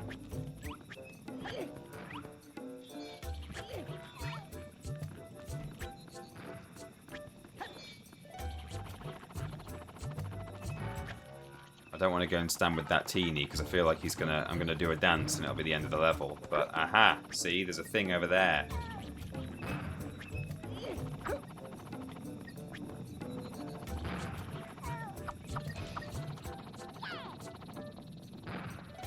Nice. Oh, I got all of the yellows. Go me. Am I right, everyone? Can I have a go Peter in the chat, please? I take a liberty and instruct you all to write go Peter. Because I think I deserve it after that performance. Not gonna lie.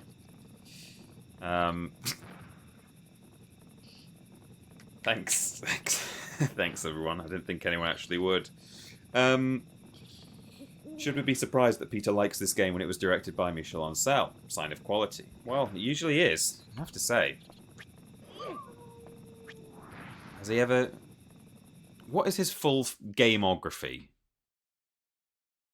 His full gameography. Gameography, if that's a real word. Go, Peter. Thank you. Thank you very much, Stephen. A Rabbids he did, didn't he? Let me see. What did he do? Other than the ones that I've mentioned. So some early ones. Well, this was before he was sort of director. So this was the first game he directed, I think. He had an original... Oh, he was lead designer for Rayman 1. And then director, lead designer, art director, and story in Rayman 2. And then... had an original concept in Tonic Trouble, a 1999 action-adventure game for the what? What the hell is Tonic Trouble? N64, Windows, and Game Boy Color. What is the reception of that? It doesn't say. Oh, it does. 70% on PC, 53% on N64. Not sure about that. But Rayman and Rayman 2... Anyway, he only had the concept for that. He didn't direct it. So he did Rayman, Rayman 2. This is when he started being sort of lead on his projects. Then Beyond Good and Evil. He had special thanks on Rayman 3, but apparently wasn't heavily involved, according to this. Peter Jackson's King Kong. All of these really, really good, and he directed all of them. And then he was character designer in Rayman Raving Rabbids, but was not director. So even if Raving Rabbids didn't go down well, which I don't know if it did or not. I don't have a very high opinion of the Rabbids, but, you know, at least he wasn't director for that, if those were duds. And then for sort of from Rayman Origins all the way through to Rayman Adventures, he was director. I imagine some of those didn't go down as well as other ones. And then original director for Beyond Good and Evil 2. And Wild.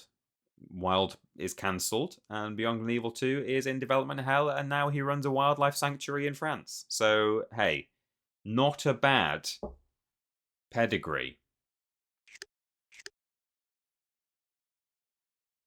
But possibly a bad manager. Maybe. Allegedly. The Rabbids are the minions of the mid-2000s. They are, aren't they? Except they never really made it onto... like mum meme, like memes that your mum posts on Facebook. The Rabbids never made it that far. So they've got a little side thing, the Walk of Life, and being waved at by Lee. With 20 minutes left of the stream. I'm having a really good time with this. I feel like, generally speaking, when I pull up a game that I've not actually played... Well, they're not always bad, but... Oh, it's a time race. Is he going to run faster than normal? Run! He's not really running. Oh, God. So I've missed out a yellow.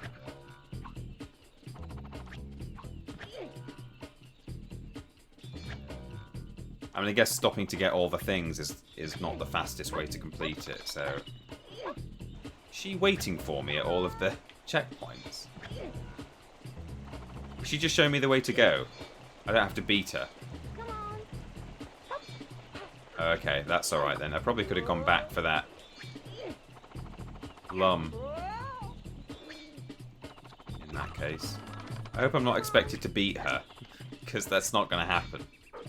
I think she's just showing me the way to go. Come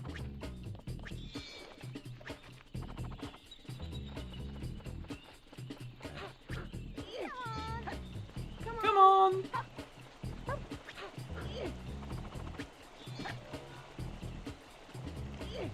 This is fun. Oh yeah, that's what I was saying. Yeah, quite often when I play a game that I've not played before, it's such a roll of the dice, and I think more often than not, I've not necessarily enjoyed myself very much, or I've not wanted to continue anyway. I've thought that was fun for 2 hours, that was fine. No more of that, thank you. Jersey Devil was an example. I can see why people will have enjoyed it at the time.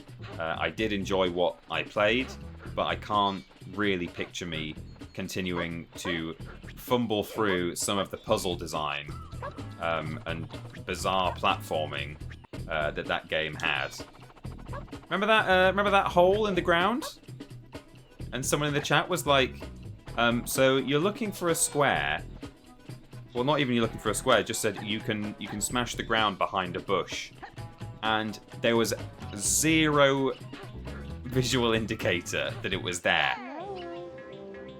I made it, apparently. I did miss a lum. I might just restart and grab the lum. If Facebook had been bigger back then, I bet they would have. Yeah, maybe. The Rabbids. I mean, the Rabbids are doing well now. They're on, they're doing stuff with Mario. I have to say, I'm more worried now than I have been in a while for the fate of Beyond Good and Evil 2. Because, yeah, alright, it was stuck in development hell, but sometimes, and not always, in fact, usually not, but sometimes no news is good news. And I think with that game, for the past couple of years, no news has been good news in the sense that at least we've not been told it's been cancelled. And occasionally all we would hear is, oh, they've just hired a new da-da-da-da-da, or they're hiring more concept artists or whatever. They're not hiring concept artists now. That, I think we're a bit further on than the concept stage. There we go. That's better. But, the team has been expanding and stuff, and and then it goes quiet, and at least that means it's not been cancelled. But now Ubisoft things are weird over at Ubisoft right now. I mean, they've had a lot of bad press. I mean, what's new there? But I mean, like, not even in terms of the way they run things or their practices, but just generally in terms of like the success of their projects. Assassin's Creed has been delayed. Outlaws didn't do as well as it should have done. And then there's all this talk of it being sold. They're looking at an acquisition, and that usually is a bad thing for projects and staff. So is this the moment that... Can I just cut the corner? Yeah, I can. Is this the straw that breaks the camel's back? Is someone going to come along after buying Ubisoft and then just cancel Beyond Good and Evil officially forever? Is that what's going to happen? I don't know. There's been a cynical... Oh no, time out. Oh, did I miss a checkpoint by not following where she went? I don't know. Oh yeah, I did look. I didn't even realize in the bottom right was the yellow thing. I've just not... That's just been in my periphery this whole time, and I've not been looking at it. And it's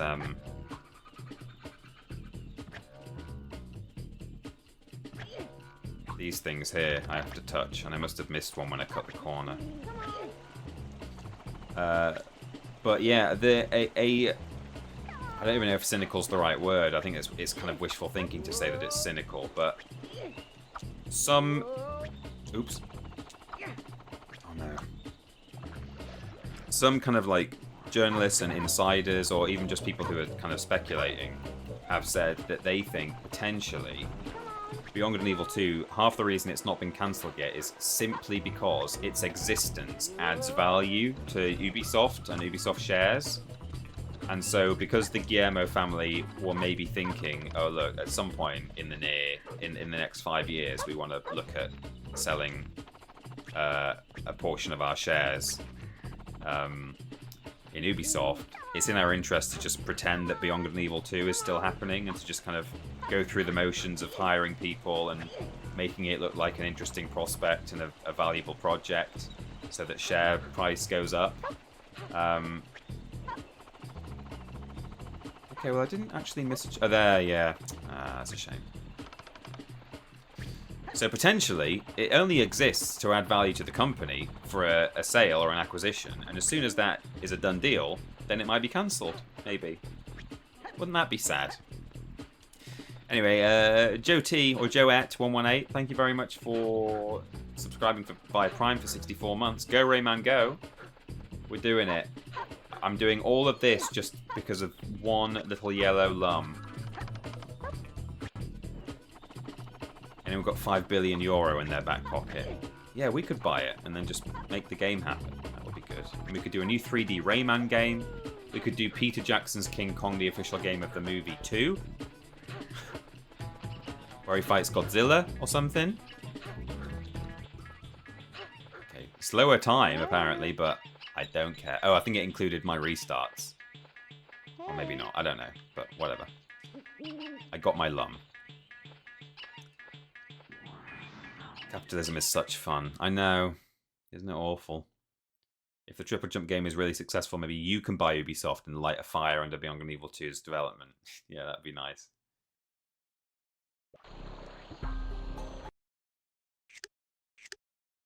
I'm pleased with that I got all my lums. I like that little sort of assault course style. I mean, it's called a time trial, but it doesn't feel like you're running very fast. But oh, 29 out of 30?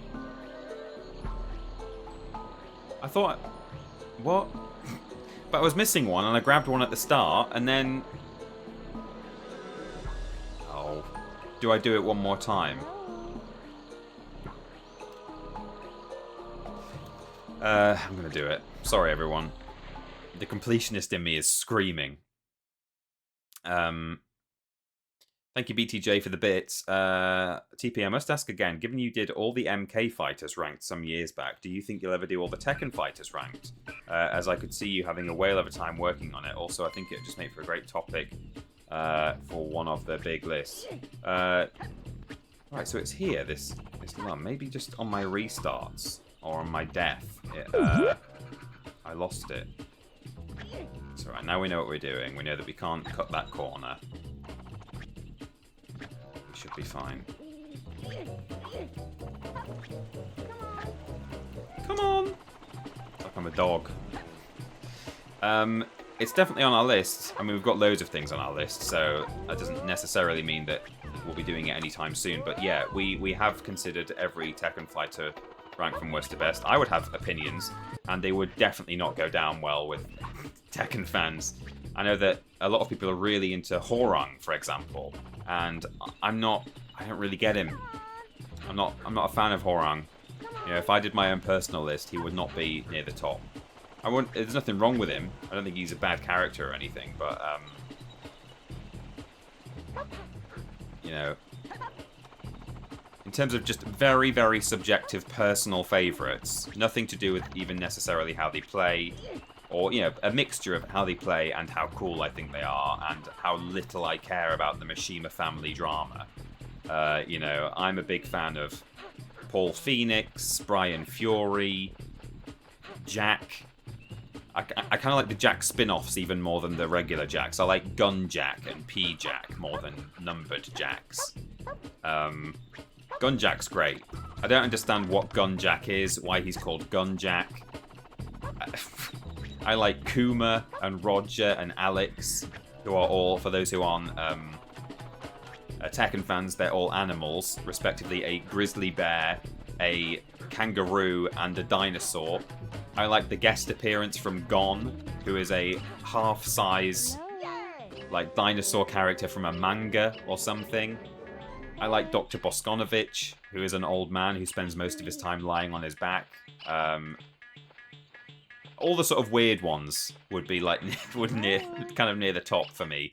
King is kind of weird because he wears a leopard mask as though he's a luchador, and the mask does come on and off in cutscenes occasionally, but he growls with the actual voice of a jaguar. I don't get it, and I love it. I think it's really fun and stupid and cool. So, you know, those are some thoughts. Dan Lockie subscribed for 43 months on a 33-month streak. Thank you very much, Dan, for being with me all that time. Yeah, Boring Loner knows that we're actually going for the 106%. Maybe we are. Maybe we are. I think you failed because you ran out of time and it ungot that lum you missed. Of course. Of course. I ran out of time, didn't I? Bloody Horang. Surely every Street Fighter ranked is a potential list too. Yeah, that is also definitely on our list of potential lists.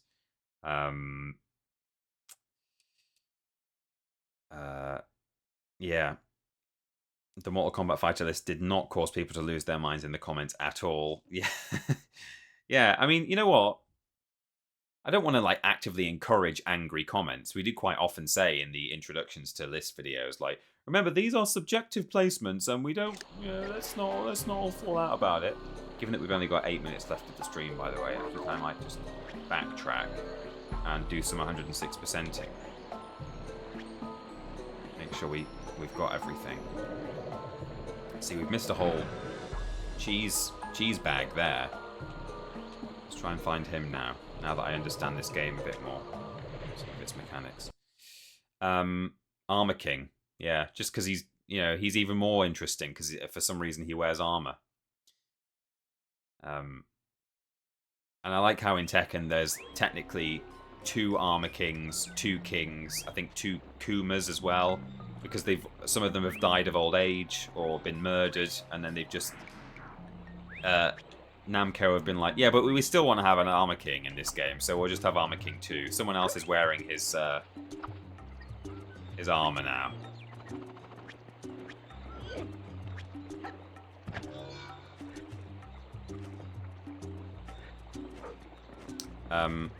Yeah, we do say in the intros of ranked lists, like, oh, these are subjective, so don't get too angry about it. And I wouldn't, and that is true, that people shouldn't get cross about it. But equally, comments are comments, and engagement is kind of good, however it goes. I mean, that's not strictly true. Like, I think now the algorithm does know to some extent whether people actually like what you've done, and it can sometimes affect video performance and that kind of thing, but generally anger is discussion, and discussion is good, even if it's rooted in anger. Right, now we went down a slippery slide like that at one point, and there was a yellow over to the left, wasn't there? So I need to remember that. Oh, that might have been on a different level. But you should start saying they are objectively correct rankings and see if people are any more upset. Yeah. Yeah, you're right. Mokujin, Death89. You're right. All of these weird-ass characters. Mokujin, for those who aren't Tekken fans, Mokujin is like a... I mean, I don't know if he's actually rooted, if it's like based on an actual recognized thing that already exists in sort of Japanese folklore or culture, or if he's entirely a creation of Namco. So I don't want to be too ignorant about it or inaccurate. But basically, he's a sort of wooden tree man, and that's kind of it. And then he just can have anyone else's fighting style, and it's purely random. So you pick Mokujin, and characters like that exist in other fighting games as well. In fact, there's a couple in Tekken who do the same thing, where they like imitate other people's fighting styles. But yeah, Mokujin will just he'll just have the animations and the moveset of a random other character, and it'll even change round to round. So you'll be in a single fight, and round 1 you might knock your opponent out, and then it's round 2 against the same person because they've got up again, and he will change again to a different fighting style. And then there was a metal version called Tetsujin, There was also the boss of Tekken Tag Tournament was called Unknown, and she was just a woman with a wolf spirit that had no legs. Tekken is at its best when it's just being weird. And I know they tend to be weird on the actual main storyline as well. And I have just said that I'm not interested in the main storyline that much, which is true. I really don't care that much. I like the Devil stuff. Devil Jin and Devil Kazuya.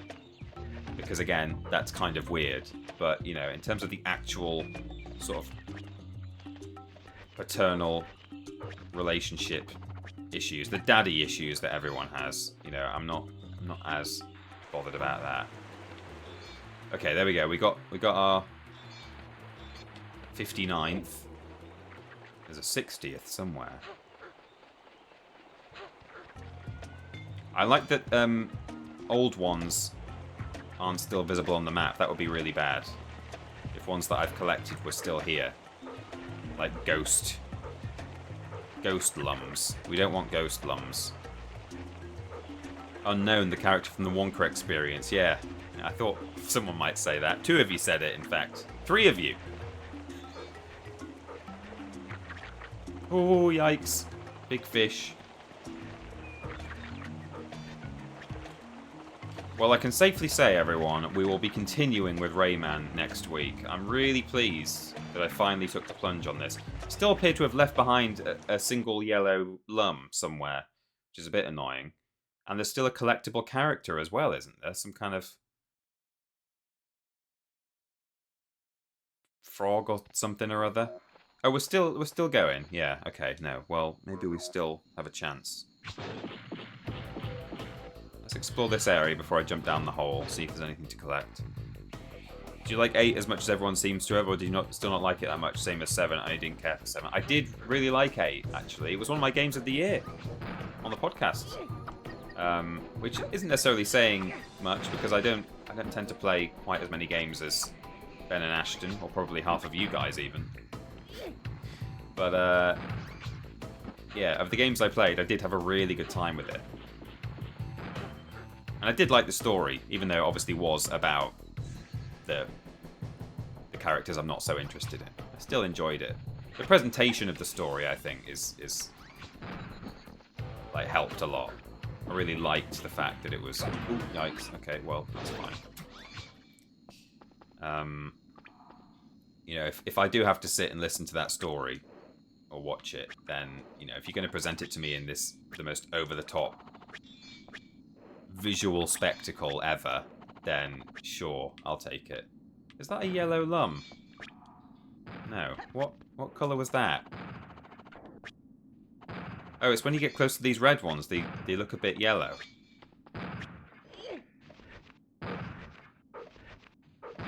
Right. Let's try and find... We've got 1 yellow left, and... Oh! Does the pause menu tell me... No, it doesn't. Let's select.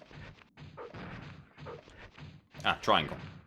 So yeah, we've still got something in a cage somewhere. Oh! Did not expect that. Oh, they're both still going. Okay.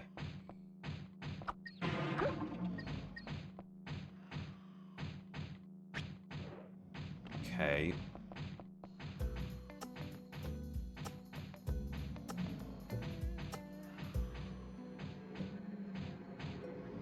The one lum was on the slidey bit, if I recall correctly. Oh, was it? Or do you mean... I know I missed one, but I have got that one already. So I was missing 2 lums when I started this level, and I've now got one of them, which was on a slidey bit. It was over to the left. So if that's what you're talking about, then yeah, I have got that one already. But we've got a whole cage somewhere. I need to sort of keep my eyes open, because it could kind of be anywhere, really.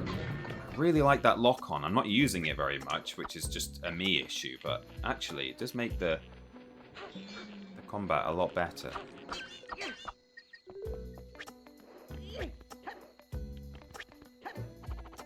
I think when things are in cages, they are making a noise, so I might be able to sort of hear them going like, "Help me!" or whatever.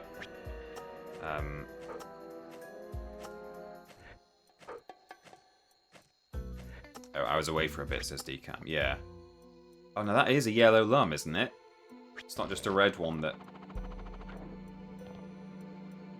Oh, camera! Can't get it in now. Can't bring it back round. Oh no. Okay, no, we can bounce here though, can't we?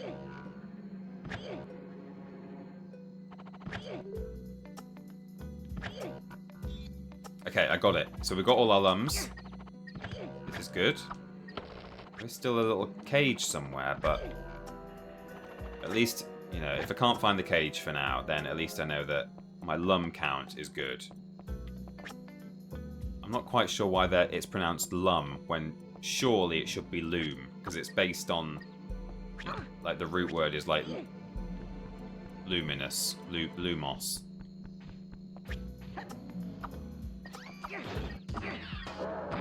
I can't get over the fact that they've just used the Star Wars blaster sound. That is literally like an original trilogy sound effect. Okay, so that is open now. Listen out for a little captive in a cage. Get all your lums or no dessert. Yeah.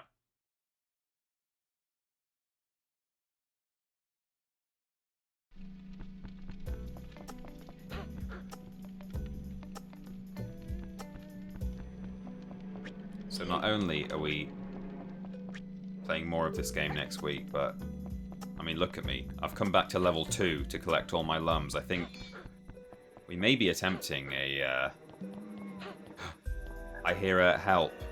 There's a cage here. Something just said help. Sure it did.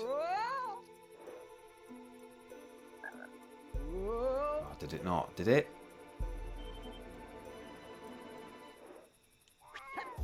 Yeah. Oh, there. Is it? Is there a cage up there?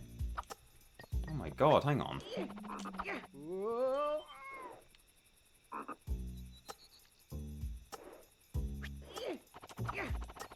I can see it up there, but how on earth do I get to that?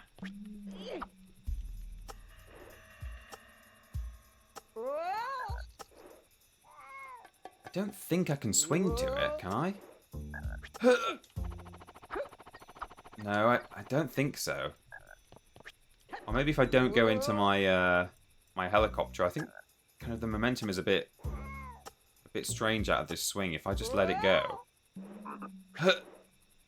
No, that's not it. But try and swing to the other side. I don't know. Surprised George Lucas hasn't come for their lums with how obvious that sound effect is. I mean, maybe it is just in a library somewhere that you can license, but I mean, if I couldn't get to the left, I surely can't get up here to the right. But no, I can't. How odd. I mean, maybe it's a Metroidvania, and I'll unlock some kind of ability that will let me come back and do this later, but if anyone in the chat happens to know the solution, like if I am supposed to be able to get it now, then I would welcome the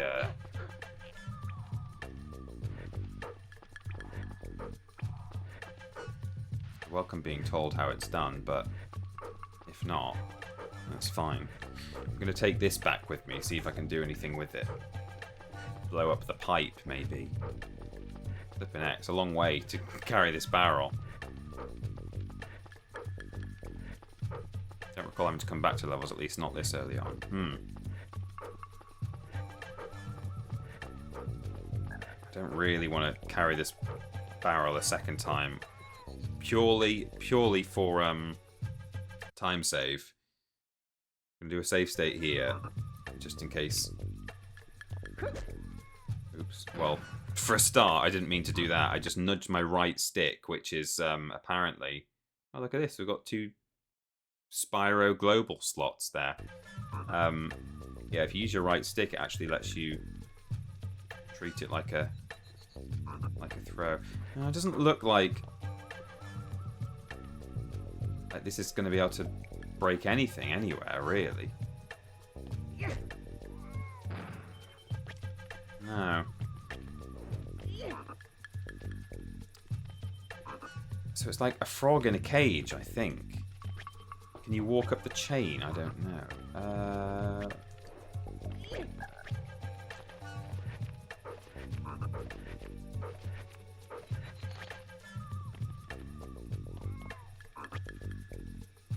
No.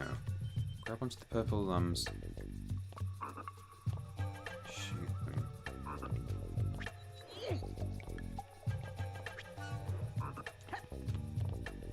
It feels like it should be a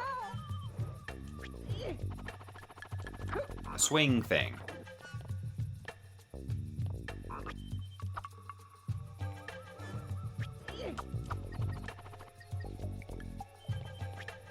Yeah, it feels like I should be able to, in the sense that I don't mean it physically feels like it should work. I just mean it. Looking around this area, I don't see what else it could be. You know. Oh, can I come at that from behind? Maybe somehow. If I come up here, can I like get down some other way? Don't have any camera control in this room. No. I don't think I'm hearing the cage squeaking and the little voice going help though, so maybe it's not actually there. Maybe you need to come back. It looks as though you need some sort of super jump or long... Yeah, might be that. I think I just can't do the jump yet. I'm pretty sure there's a cage there. I can hear something saying help. It looks like there's a cage.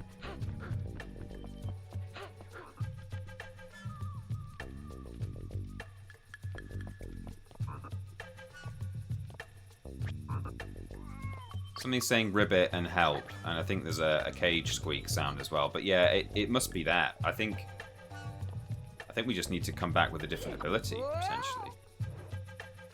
If I could, like, extend this rope that I'm swinging on to make it longer so I can do a bigger swing, then that might work, but...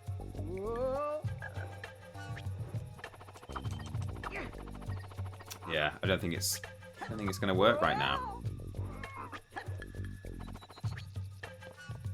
Looked like there was a gap in the wall behind it.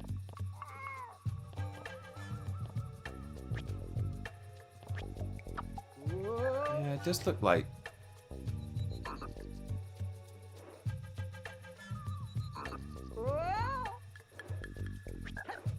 In fact, is it up there? Is that a cage? Yeah, I think it is. There's definitely a cage around here, but...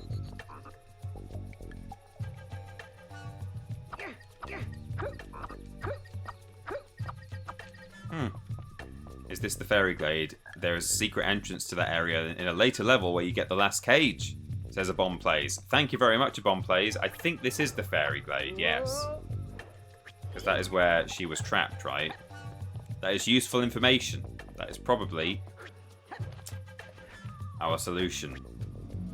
Much appreciated. I mean, I was about to give up anyway, so I don't think we would have spent too much longer there, but... Oh, I can still hear someone crying for help. Just look behind me.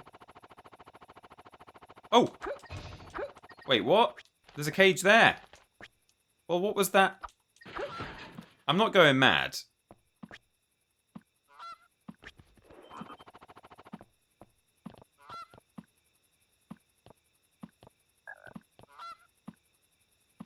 Okay, I'm going mad. You see up there on the left, there's something grey, but I did think just before I was saying, when I was going, is it a cage? Is it a cage? Because when you swing around, it doesn't really behave as it should look, like the perspective as the camera moves. And I thought, is it because it's a cage swinging and that's why it's moving in a strange way? But I think it's a geometry issue. I think it's basically a hole in the top of the scenery. But I could hear the cage swinging and someone saying help. And it's because it was in here. God damn it. It was a gap in the skybox, yeah. Projecting its voice, maybe it was very loud. It was here. That was it. The music stopped now. We've been here so long. Well, we worked it out together after me spending ages trying to do a jump that doesn't work. But hey, managed it. Thank you though for everyone's suggestions there. Hey, we managed it, and I'm pleased about that. So that is a lovely little game. I'm really enjoying it, and look at me, 10 out of 10, 64-2. What we got? So I think this one, yeah, we're missing a few little lums. I think all on the little water skiing bit. 45 out of 45, 4 out of 4, and then the time trial, we got all of those. So far, we're pretty much on for full completion, which is very exciting. So I will do a save state for sure, and we've got a virtual memory card slot as well. And we will come back to that next week, I think. Am I here next? Yes, I'm here next week. The following Monday, I am on Hollybobs. I'm actually going to Germany to play on Holy War with Lobrotovich. No, I'm not. I'm seeing a friend in Germany who I went to school with. And I did not go to school with Lobrotovich. Went to school with everyone else, though, as we all know. Yes, so next week we'll play some more Rayman. That was really fun, and I'm looking forward to playing some more of it already. Already looking forward to it. So I hope you've had a nice time. Thanks to everyone who's chipped in on bits of guidance and stuff as well, because it's always nice to have that when I'm playing a game that I'm not familiar with, so that we're not banging our heads against the wall with certain puzzles and things when I'm doing the wrong thing, such as swinging the wrong direction for that cage. But hey, that wasn't too bad. Cool. Well, I will leave it there. I will catch you live on Thursday with Ben and Ashton. And in the meantime, you can catch Ben and Ashton, respectively, on their streams here on Twitch. And of course, there will be videos going out on the channel throughout the week, as usual. So, thanks for dropping by. Thank you to everyone who subscribed and gave bits and so on. And enjoy the rest of your Mondays. All right? Good. All right? All right. Good. Thanks, everyone. Bye.